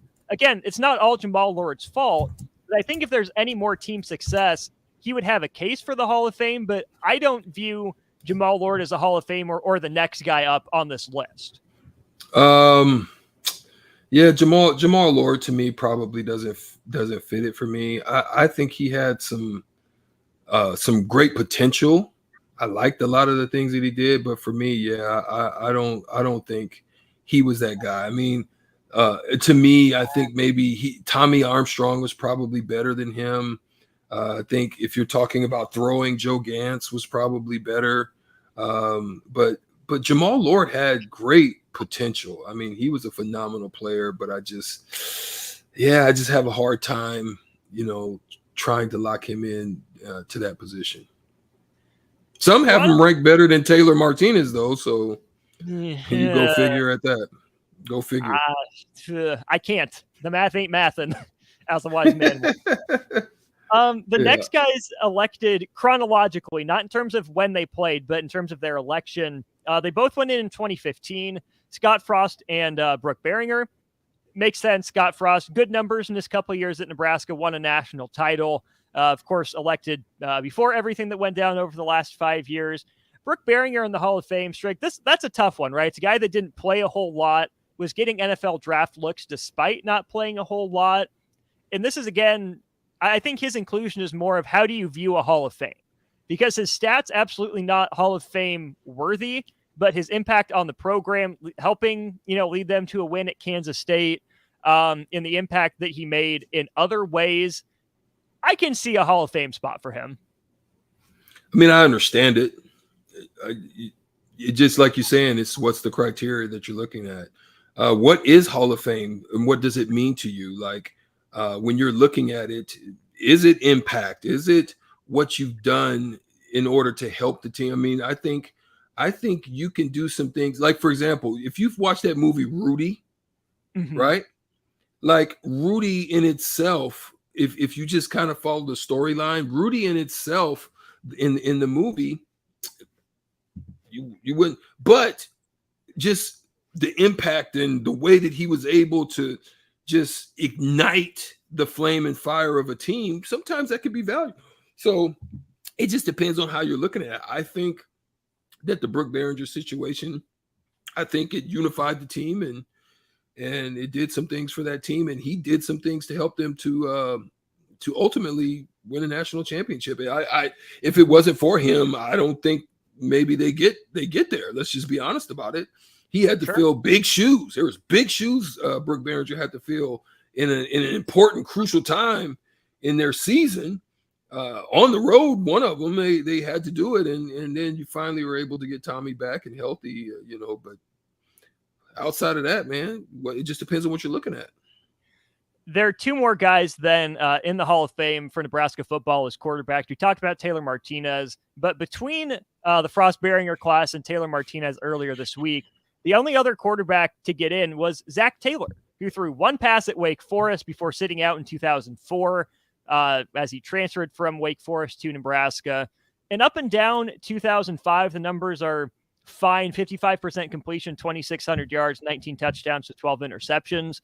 But his senior year then, Strick, 2006, 60% completion, 3,200 yards, 26 touchdowns to 8 interceptions, and probably Nebraska's high water mark of the Bill Callahan era. So Zach Taylor, had he, had that first year as a freshman, second year as a sophomore, would have been in that conversation, I think, for all-time greats in terms of talent. Only getting 2 years knocks him down, but how he helped handle that transition, the learning curve he had from year 1 to year 2 to take that step up, and to see what he's doing with the Bengals now doesn't factor in, obviously, but you could see even, back in college, the growth of Zach Taylor, there was more in the tank for him. Well, I mean, to be able to come in to handle the offensive style, the changes that were happening at that time, the way that they were slinging that ball around a little bit, he was the guy to do it, and he was the Big 12 Offensive Player of the Year. So he was able to do some great things while he was here at Lincoln, and now what he's done after is phenomenal. What he's doing up there with the Bengals, but like I said, his time was short. But you would have hoped that maybe it could have had a little bit more tenure. But when you look stat wise, there's not much to. There's not much to really go off of, in those earlier times at Nebraska, because it was very run dominated. very option dominated. So a lot of the latter half of the Husker quarterback numbers are going to be they're going to look like they're huge compared to what those previous numbers look like. So you might throw some guys in there that maybe ultimately in the scheme of things weren't that good or that on that level, but their numbers are going to definitely improve more than what those previous numbers are going to show. For sure. So based off of those guys, those are the ones we have to operate with as the best quarterback in Nebraska football history. My top 5 in order from 1 to 5, I've got Tommy Frazier, Jerry Taggy, Turner Gill, Steve Taylor, Eric Crouch. Good list. Would you change anything? I like it. I think that's around the way that I would have probably had it as well. Definitely Tommy at number 1. You know, you can't take away from what Crouch did in the seasons that he had, but I like where you went with it. That list. Good deal. No question.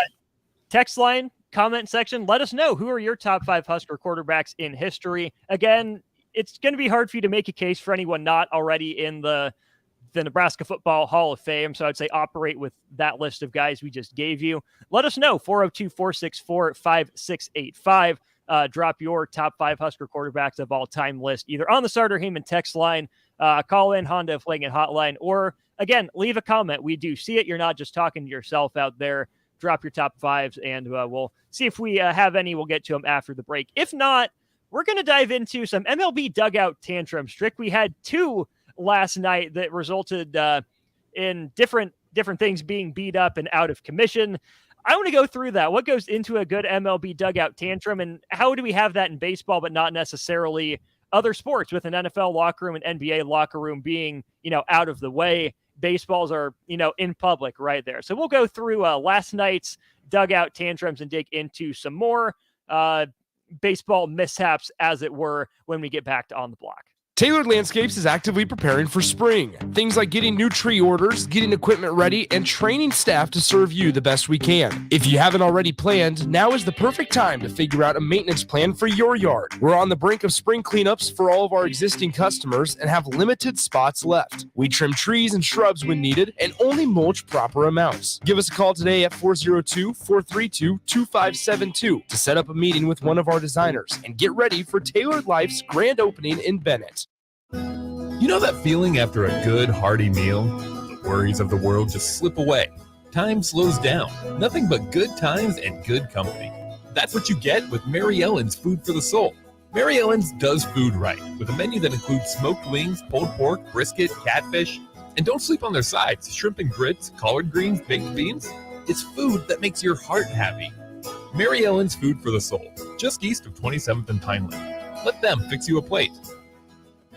Hey there. Hi, honey. Uh-oh. Remember we told Jamie and Mike about Liberty First Credit Union, how great their checking account and car loans are, the amazing service we get, and how we love being members? Yeah. Well, they took our advice. Jamie said how easy it was to move all their accounts and become members. Now they say they're banking with purpose at Liberty First Credit Union. Learn more about being a member at libertyfirstcu.com. Liberty First Credit Union. Banking with purpose. Member NCUA. There's a lot of realtors in Lincoln, but don't get overwhelmed by all the names. Ben Bleicher with Professional Realtor Group at Berkshire Hathaway Ambassador Real Estate is your go-to option when buying or selling residential and commercial property. Ben's team offers unbeatable customer service and promises to make the buying and selling process as stress-free as possible. Call Ben today at 402-419-6309 for all your real estate needs. Ben Bleicher with Professional Realty Group at Berkshire Hathaway Ambassador Real Estate. No pressure, just professionalism.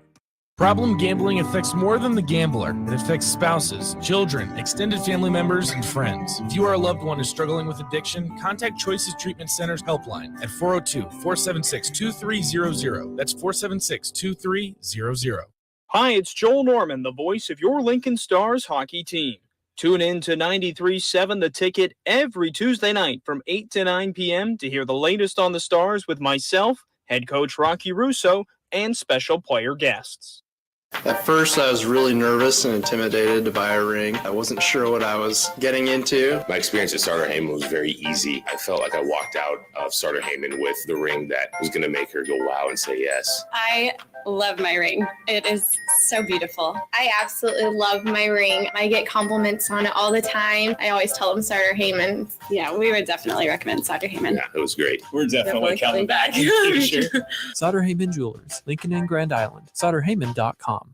Hi, it's Charlie Stone again, and with me on the line, Andy Goodyear, General Manager of Honda of Lincoln. Andy, I know how proud you and everyone at the dealership are to earn the prestigious Honda President's Award year after year, 17 times. Tell our listeners what it means to you and your customers. Thanks, Charlie. Yeah, all of us are extremely proud to have earned this award, and I want all of our customers to know it's not just earned by one person's efforts. It's the entire dealership.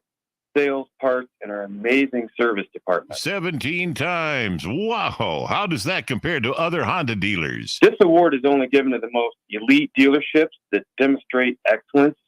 We really do strive to go above and beyond for the ultimate customer experience before and after the sale, Charlie. That's why for 2022, Honda of Lincoln is once again Nebraska's #1 volume Honda dealer. Come experience the Honda of Lincoln way of doing business, 27th and Yankee Hill Road, or online at hondaoflincoln.com. Experience the Landmark difference with the next level of dealer support. Landmark, your local John Deere dealer, continually works to have parts on hand the first time you walk in the door. Our internal route system means we can get the parts to you typically same or next day to keep you up and running. At Landmark, we understand time is money. Get more uptime with our after-hours parts and service support on the phone or in the field. Our sales, precision ag, parts, and service teams are ready to serve you this planning season. Stop by your local Landmark today to experience the Landmark difference. Gaina Trucking is hiring CDL Class A and B drivers. Gaina Trucking guarantees a 40-hour work week year-round, and their strong team culture makes it not a job, but a career. Gaina Trucking offers health, vision, and dental insurance, 401k with company match, an employee assistance program, and other bonus programs. Build a better career today with great team culture at Gaina Trucking. Learn more and apply today at GainaTrucking.com.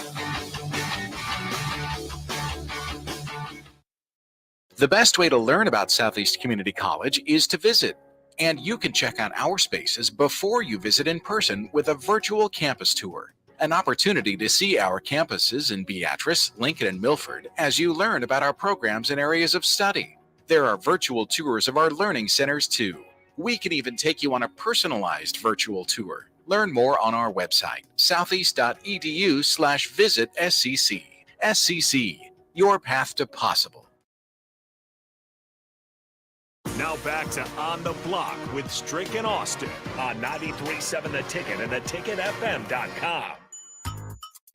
That's right. Welcome back to On the Block. Got another half an hour or so with you here on a Thursday. Thanks for tuning in. Again, keep those top 5 Husker quarterbacks of all time list coming. We'll get to those maybe in the crossover if you have a good list or maybe even a bad list, right? Depends on which route you want to take it. We'll see if we get to it. But before we do that, before we cross it over with old school, Strick, MLB Dugouts seem like a fun place to be for the most part. You're hanging out with, 15 to 20 other dudes just watching a baseball game, except when it's hot, of course. I know you've bemoaned the Florida heat. It just saps you. You get bored sometimes. But if you're a pitcher, it's your day off and you're in the routine, chilling 4 days out of 5. Seems like a fun place to be until someone gets mad. Every year we get 3, 4, 5 incidents of dudes just going ape in the dugout when something goes wrong. Like, these are athletes that have failed so many times. They've given up runs, they've struck out, but for some reason they just get red. And then the dugout seems like it'd be a terrible place to hang out. Yeah.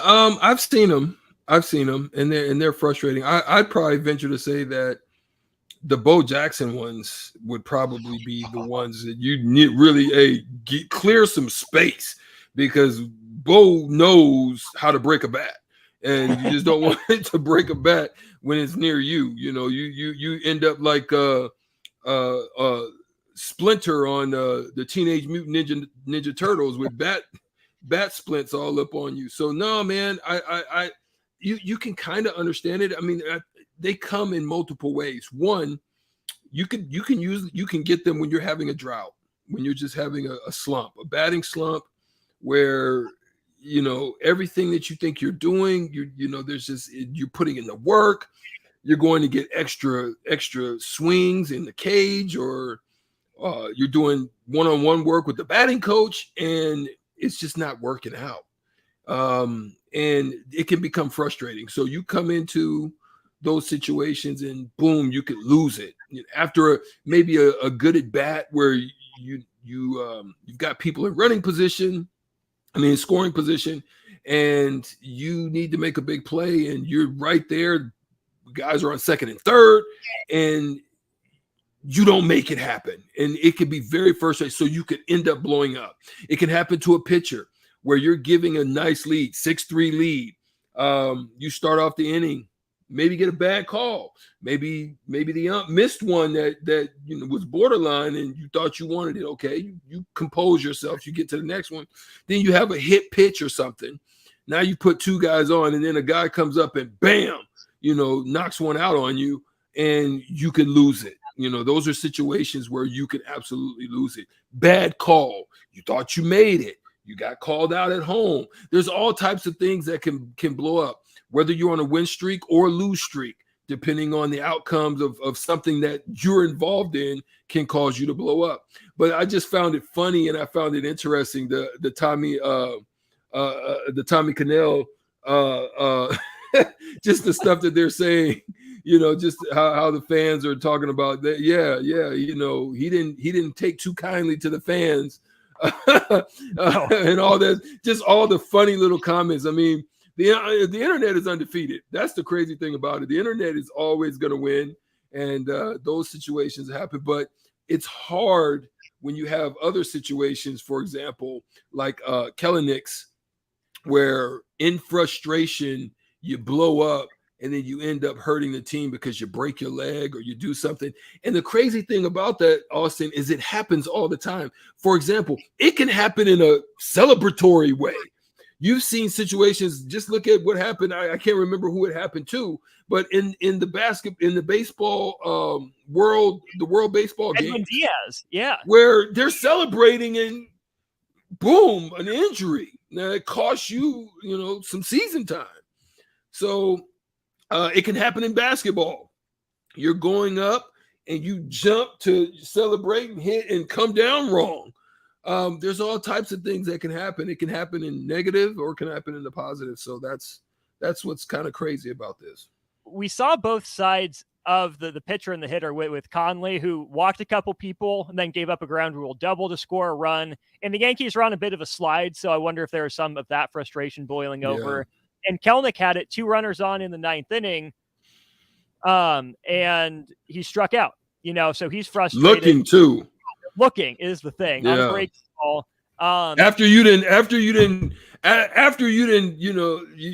the pitcher. I mean, this guy has 16 saves. You extend the batting. You extend the hit. The bat. Mm-hmm. You extend it, and I forget some of the lingo. That's crazy. But you're fighting it off, and dang, you get caught looking after you didn't fought. That could be frustrating. That could be frustrating. It sure can. And to your point too, like with Kelenic breaking his foot, I mean, that's one of the Mariners' better young players. Last year, Devin Williams of the Brewers is super good. Like, he has a pitch we haven't seen before in Major League Baseball. They call it the airbender. The Brewers are like a couple weeks away from the playoffs. He gives up a run, loses a game, whatever, punches the wall, breaks his hand. He's out for the playoffs. And he's their setup guy. He maybe even moved into their closer when they traded Josh Hader. So as a manager, you're just like, dude, what the heck? You're hurting not only yourself, we get it, you're frustrated, but you're in the major leagues. So as a manager, what's that line? Like, do you let guys beat up on equipment in the dugout as long as they're not hurting themselves? Do you have a talk? Do you let them go? How do you handle these guys on their rampages in a shared space? That's what's crazy. It's happened. I mean, the thing about Conley's situation is that was a fan for everybody. Right. You know what I'm saying? That's just not for you, my boy. That's for everybody. It's hot. It's hot in here, man. At least a little air.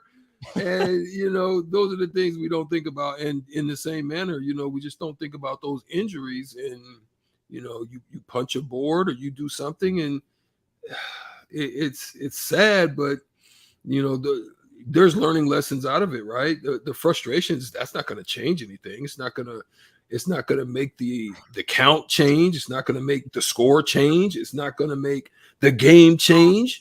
No, none of that's going to change it. And so those are learning moments for all of us to be able to take into account. I mean, we see it now, and I think I saw an instance where there was an umpire that was a bang play, called the guy safe, and the coach comes out.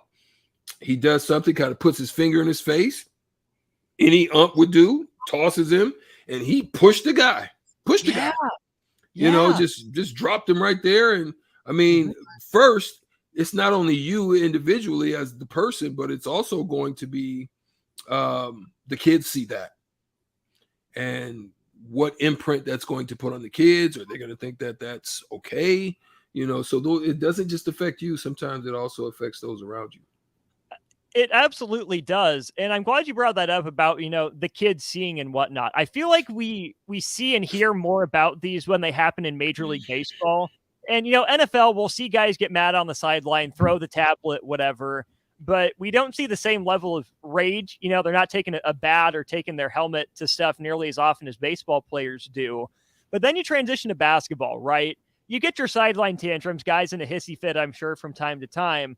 But are there guys that are as mad as these guys are in baseball in an NBA locker room behind the scenes? Yeah.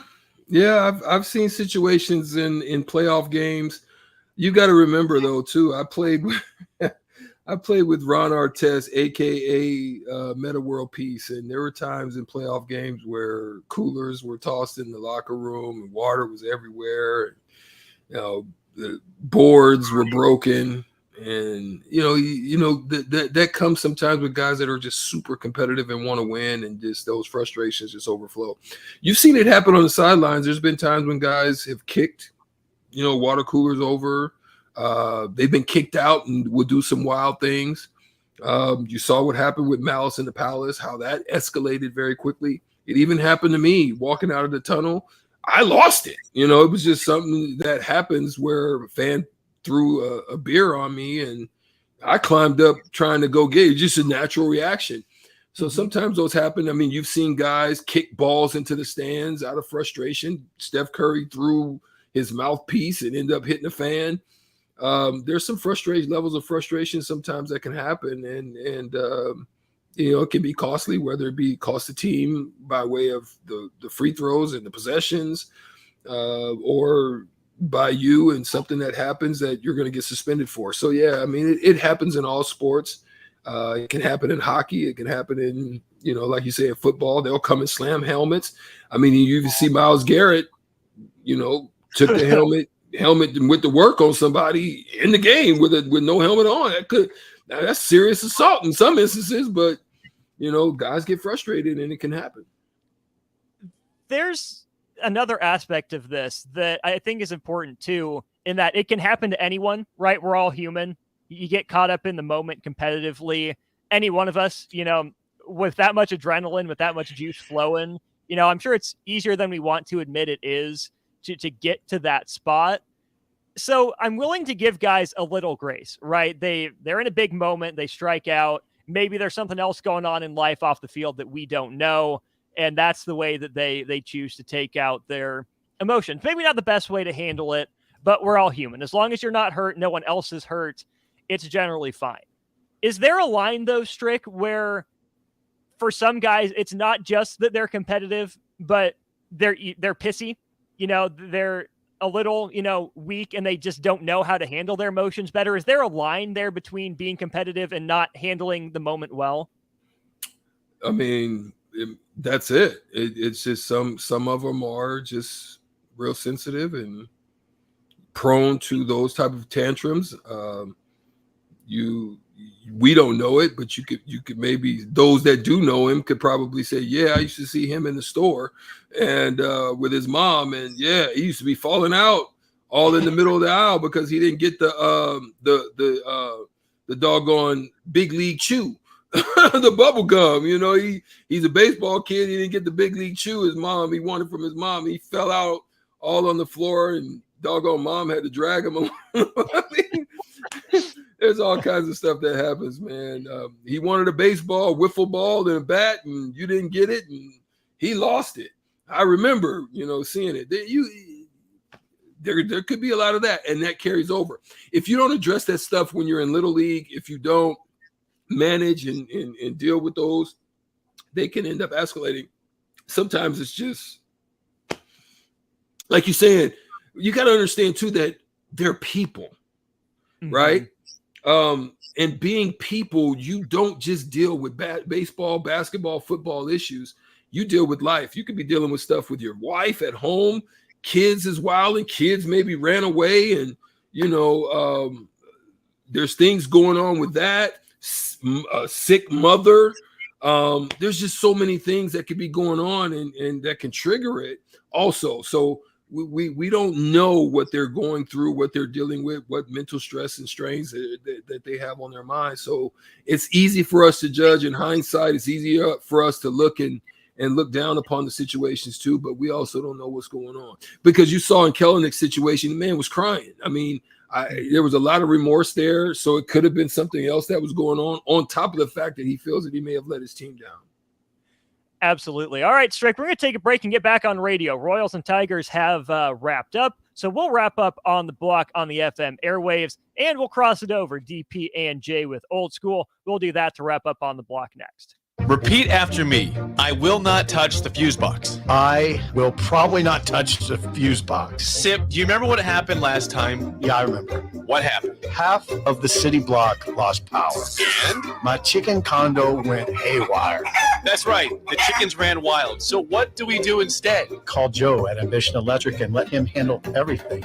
Look, saved on speed dial. Ambition Electric, 402-217-3415 or online at ambitionelectric.com. Hi, Sean Callahan here with Koppel Chevrolet GMC, and it is Truck Month at Koppel, and we are pulling out all of the stops for this gigantic event. The lots are starting to fill, and we have some great deals for you waiting in Louisville. Brand new GMC Sierra Light Duty and new Silverado Light Duty trucks. All trim levels have up to $4,000 in discounts. That's right, up to $4,000 off all new light duty trucks right now at Koppel, so do not wait. Now is the time to buy a new truck, so stop on in or visit us online at koppelcars.com. You must have a trade-in and finance with Koppel. All deals with approved credit. The best way to learn about Southeast Community College is to visit, and you can check out our spaces before you visit in person with a virtual campus tour, an opportunity to see our campuses in Beatrice, Lincoln, and Milford as you learn about our programs and areas of study. There are virtual tours of our learning centers too. We can even take you on a personalized virtual tour. Learn more on our website, southeast.edu/visit SCC. SCC, your path to possible.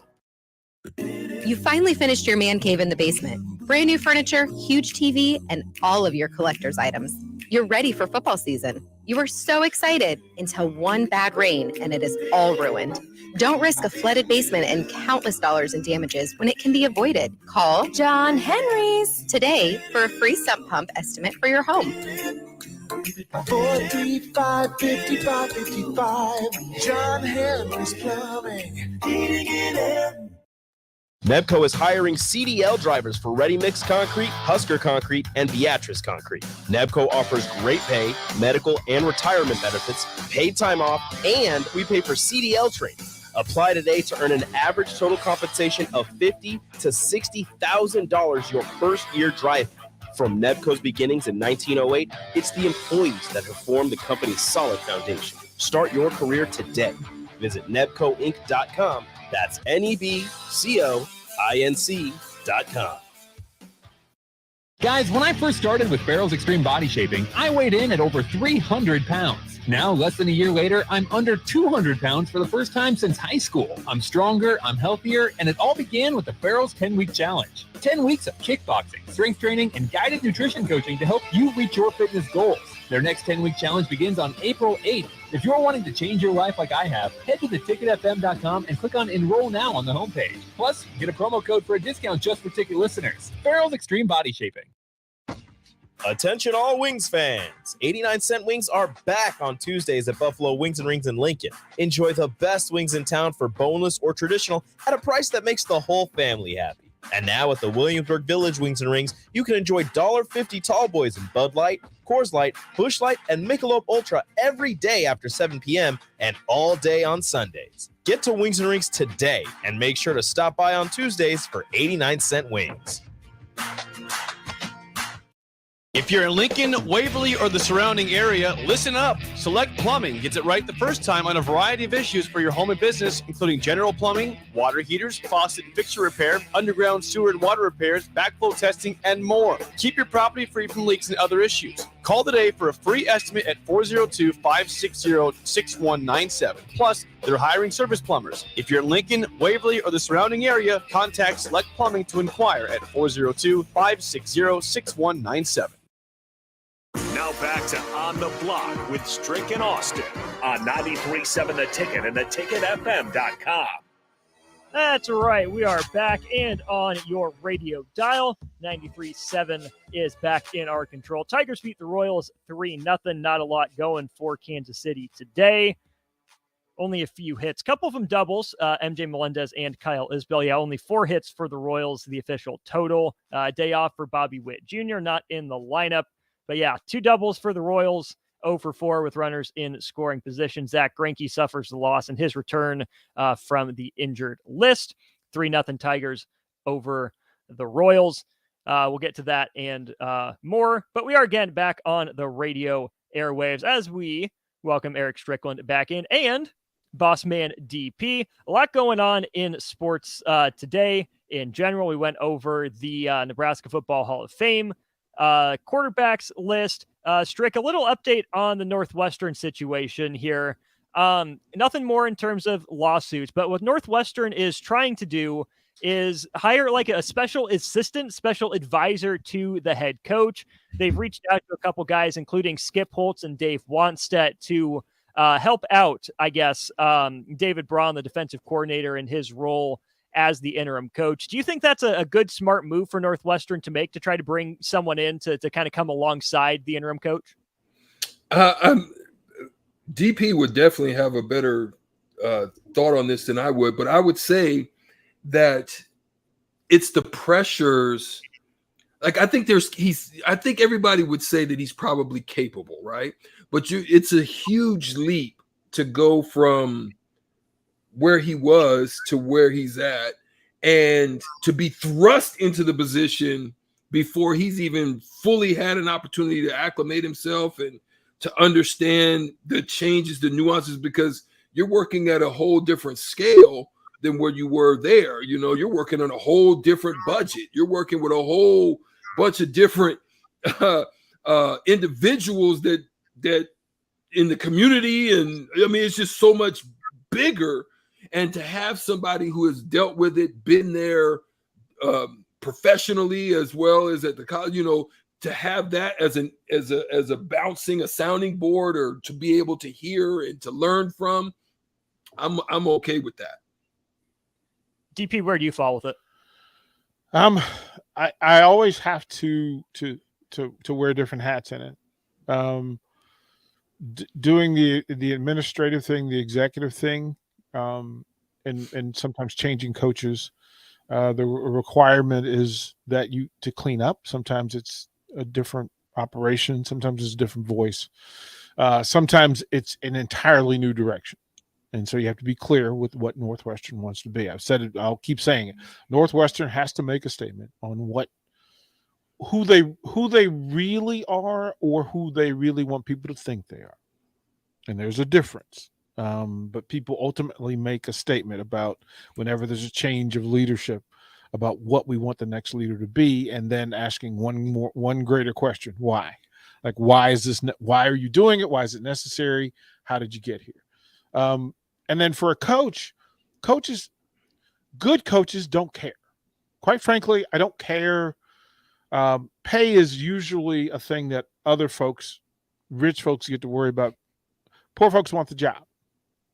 Like, if you want the job, if you're hungry to do the job, not to do money, then you're going to do right. But if you're hungry for money, you're going to do a poor job.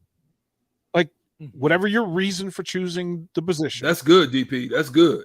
Right? Like whatever your position, whatever reason you have to do that is exactly what you're going to get from it and what will lead you and direct you. If you're doing it because of money, you will do money things.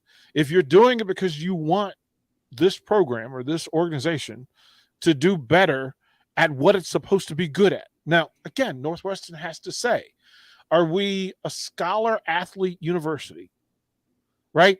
That's on the business card. I would think that's on the business card, that we are a scholar athlete university. But we still want to kick your butt, which is the thing you need to say. And sometimes the people in positions of power make a statement that, as Oprah says, when people tell you and show you who they are, believe them. Well, they have the chance. They've made a statement, a consistent statement since 1999 or whatever the length of this investigation goes. Okay, that's who you are. That's who you are. Not in the grander scope, not the things that we aspire to. No, we under our watch, the adults and the people in positions of power and authority allowed this stuff to happen. And you have to accept it and say, listen, I'm not paying attention to Northwestern until they say we were wrong. Not he was wrong. Not Pat Fitzgerald was wrong. Right? We're familiar with that at Nebraska. I'm familiar with that in Washington. But sports in general. Right. I'm familiar with that. But when they say we and that right kind of ownership, we're responsible for what happened. We allowed this to happen to our kids, not to your kids, not to their kids. We allowed this to happen to our kids. Because they were entrusted to you, right, DP? Yep. All of that's it. good. Like to get all of that stuff in play. And then the next step, who's going to fix it? And it could be somebody above the coach. Matter of fact, it has to be. It has to be somebody, an adult who watches the adults. We know that. It's a sad statement of humanity, but it's a statement of truth.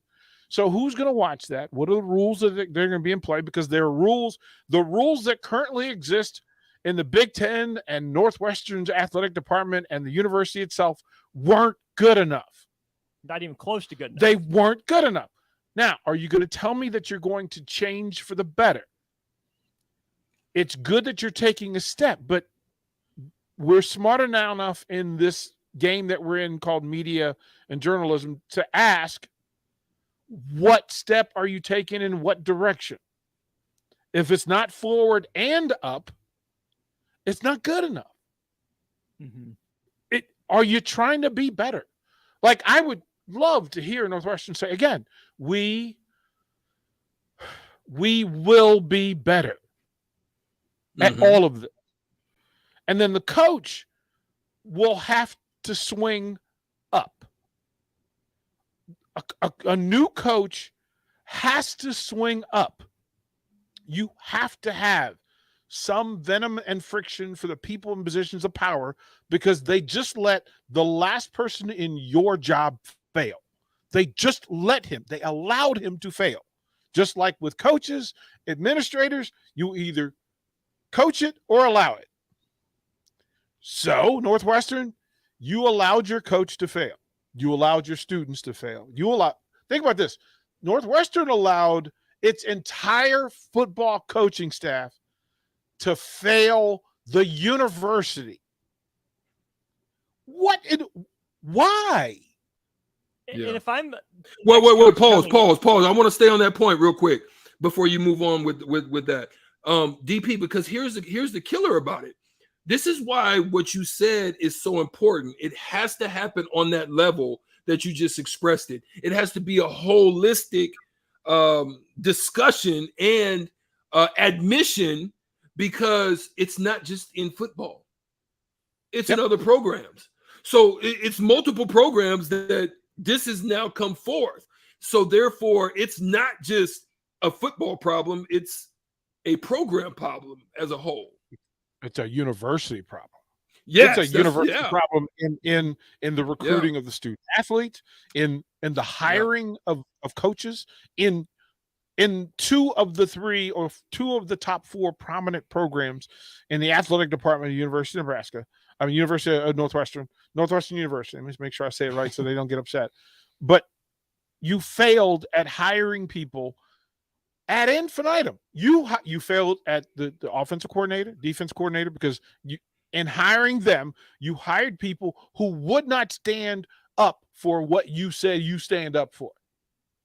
Like, peep that you hired 14 coaches, 13 consultants, 11 volunteers, and then elected 6 captains, and zero of them for your recent duration stepped up to say, this is not who I am, this is not who we are, and something must be done.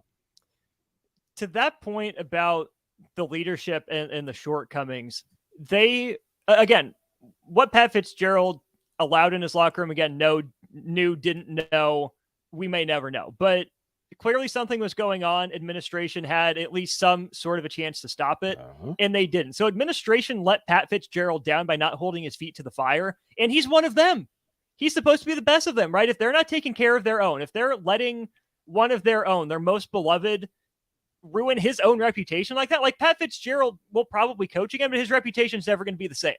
Think about how we talked about Pat Fitzgerald, viewed him as, good stand-up guy, stands for the right thing, does things the right way, all that.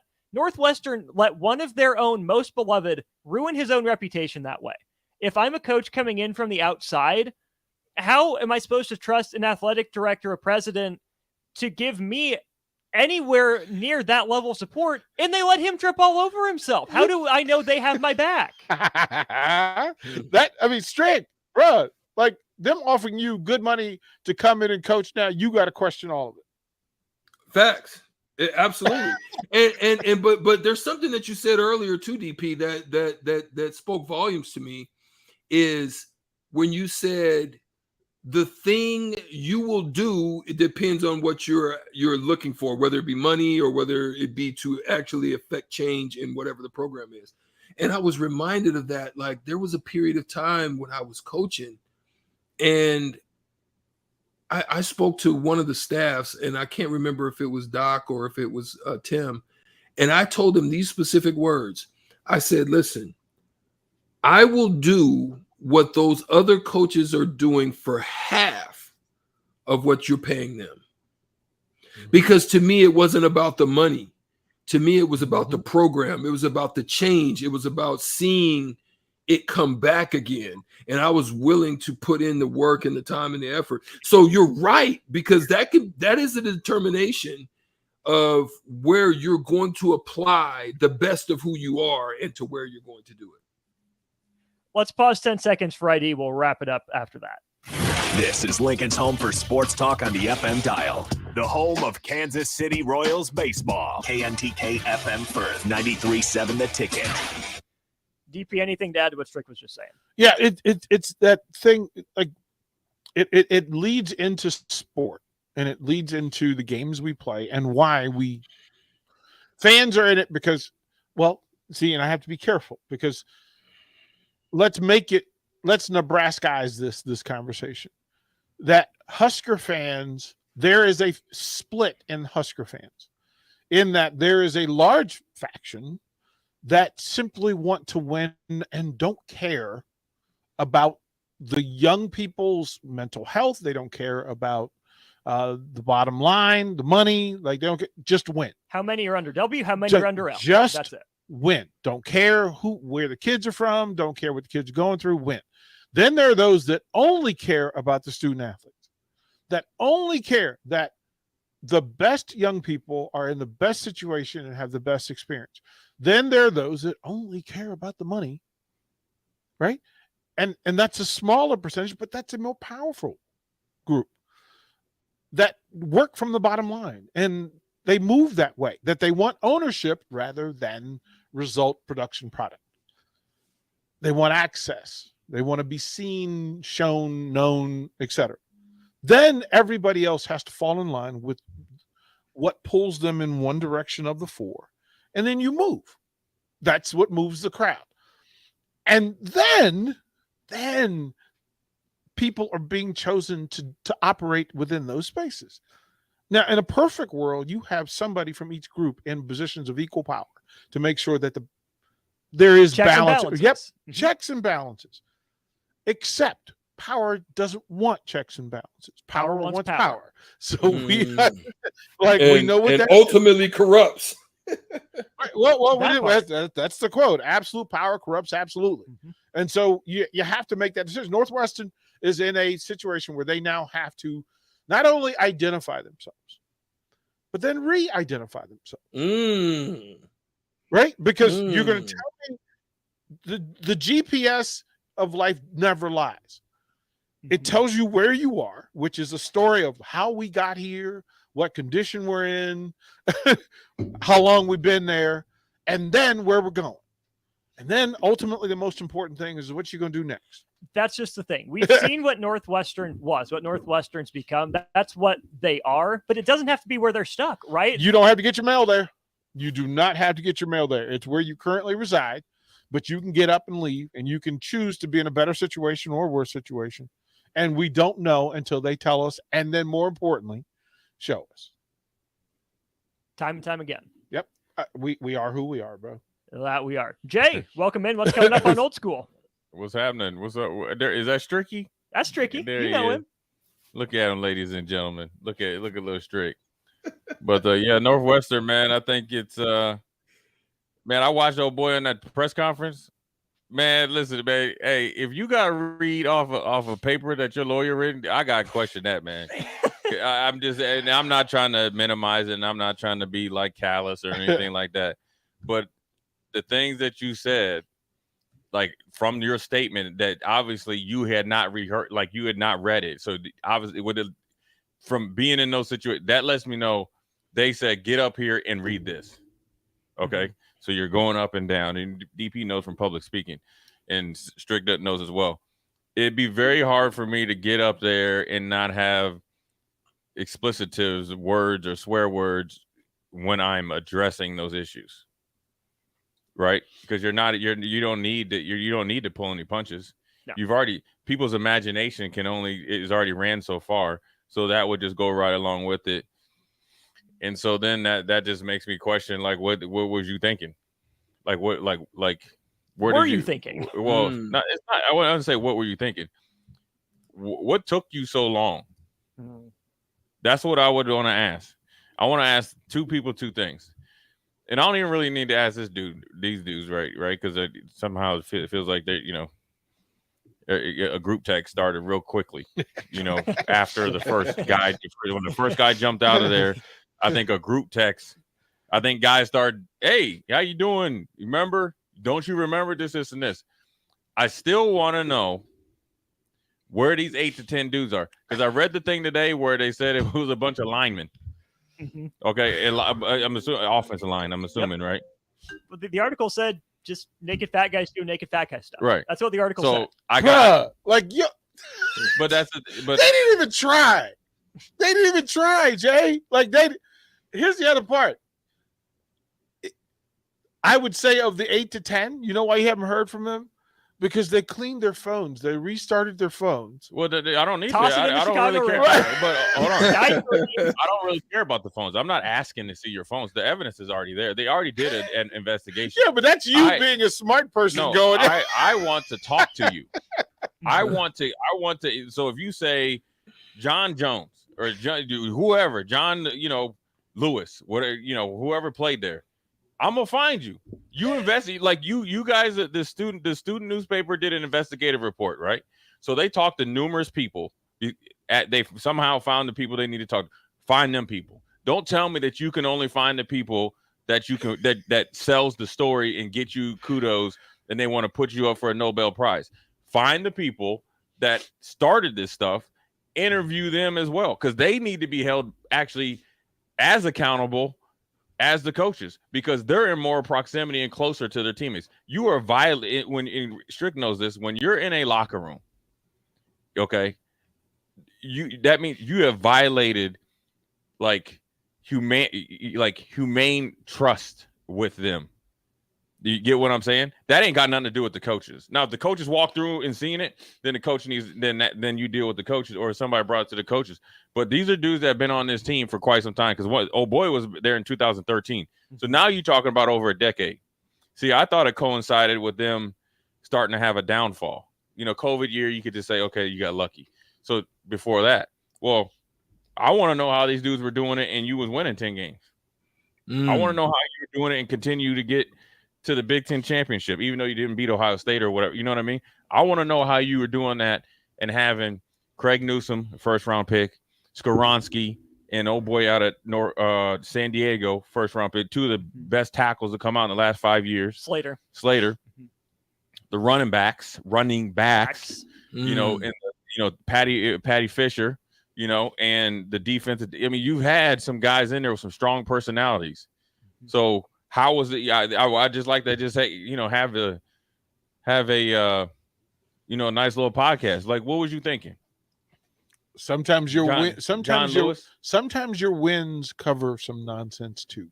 But it's very hard to win at that magnitude at Northwestern with things like this going on. They don't have the depth of talent to override that. Like, if the infrastructure, you don't have the infrastructure. Well, I'd ask this question: how many wins did they leave on the field that they could have got? But see that, yeah, right. But that's if it's to this magnitude. That's why I need to talk to these guys. I'm one of the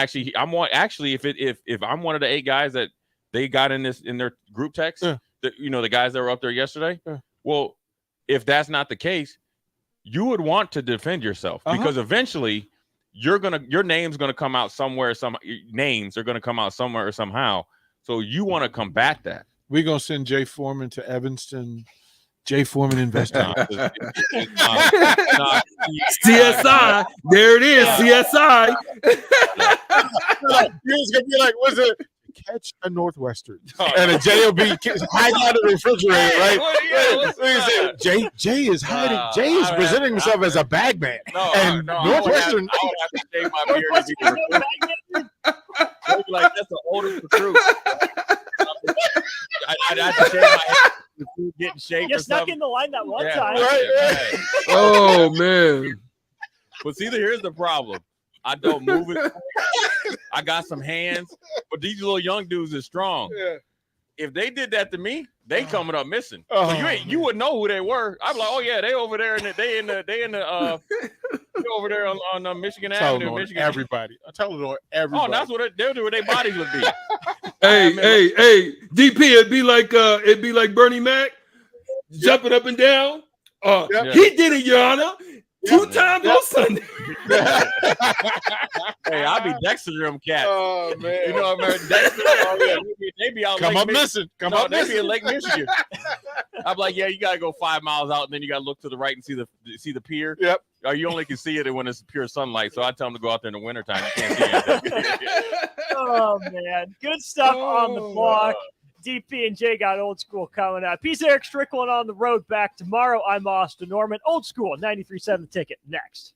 H&H Roofing, established in 2015, is proud to serve the local area, which includes the tri-state area in Nebraska, Iowa, and South Dakota. H&H Roofing has a professional team that are licensed and bond installers and an insurance bird contractor that will work directly with your insurance company. Also a leading roofer, siding, and gutter specialist. H&H Roofing will service all residential, commercial, and agricultural needs. Go to HNHroofs.com for more information or call 402-359-2546. Our Remington Homes has really expanded and taken off in the last 5 years. Bob Benish of Aspen Builders, talking about their exciting new division, Remington Homes, which makes the home building process easier and more affordable. The exciting thing about a Remington home is you get to choose your floor plan from predetermined floor plans. You can select your options. We give you a lot of choices. By selecting certain floor plans, they're just easier to build.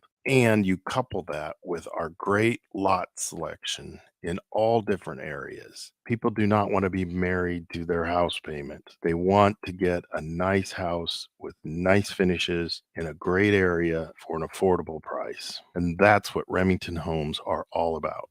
Home building is easier with a Remington home from Aspen Builders at 423-6811. Online at remingtonlincoln.com. remingtonlincoln.com. Are you working in or looking to get into the electrical construction industry? The electrical workers of Local Union 265 are now hiring licensed journeymen and apprentices and are offering great pay and benefits. Call Mike at 402-875-1034 to apply. Start your electrical career today. Big box stores are tempting for buying equipment for your high schooler in sports or for yourself in your sports leisures. But buying new is awfully expensive. Why not go somewhere with new and used options? Play It Again Sports has quality, slightly to gently used equipment, and 50% of their inventory is actually new equipment. And it's more than baseball, softball, and golf. They also have equipment for disc golf, fitness, hockey, and more. Plus, they're always buying products. Bring your gear you're done with and get trade money on the spot. Play It Again Sports at 48th and Vine. Get rid of pesky critters once and for all with Bats to Rats. Their expert team is here to help you reclaim your home. No more sleepless nights caused by crawling critters or flapping wings. Bats to Rats ensures a safe environment for every family member. Check the website at batstoRats.com for amazing offers, and if you mention this ad, you'll receive $10 off your initial inspection cost. Don't allow uninvited guests to take over your home. Trust Bats to Rats for a peaceful and rubbery living space. GE Landscape Supply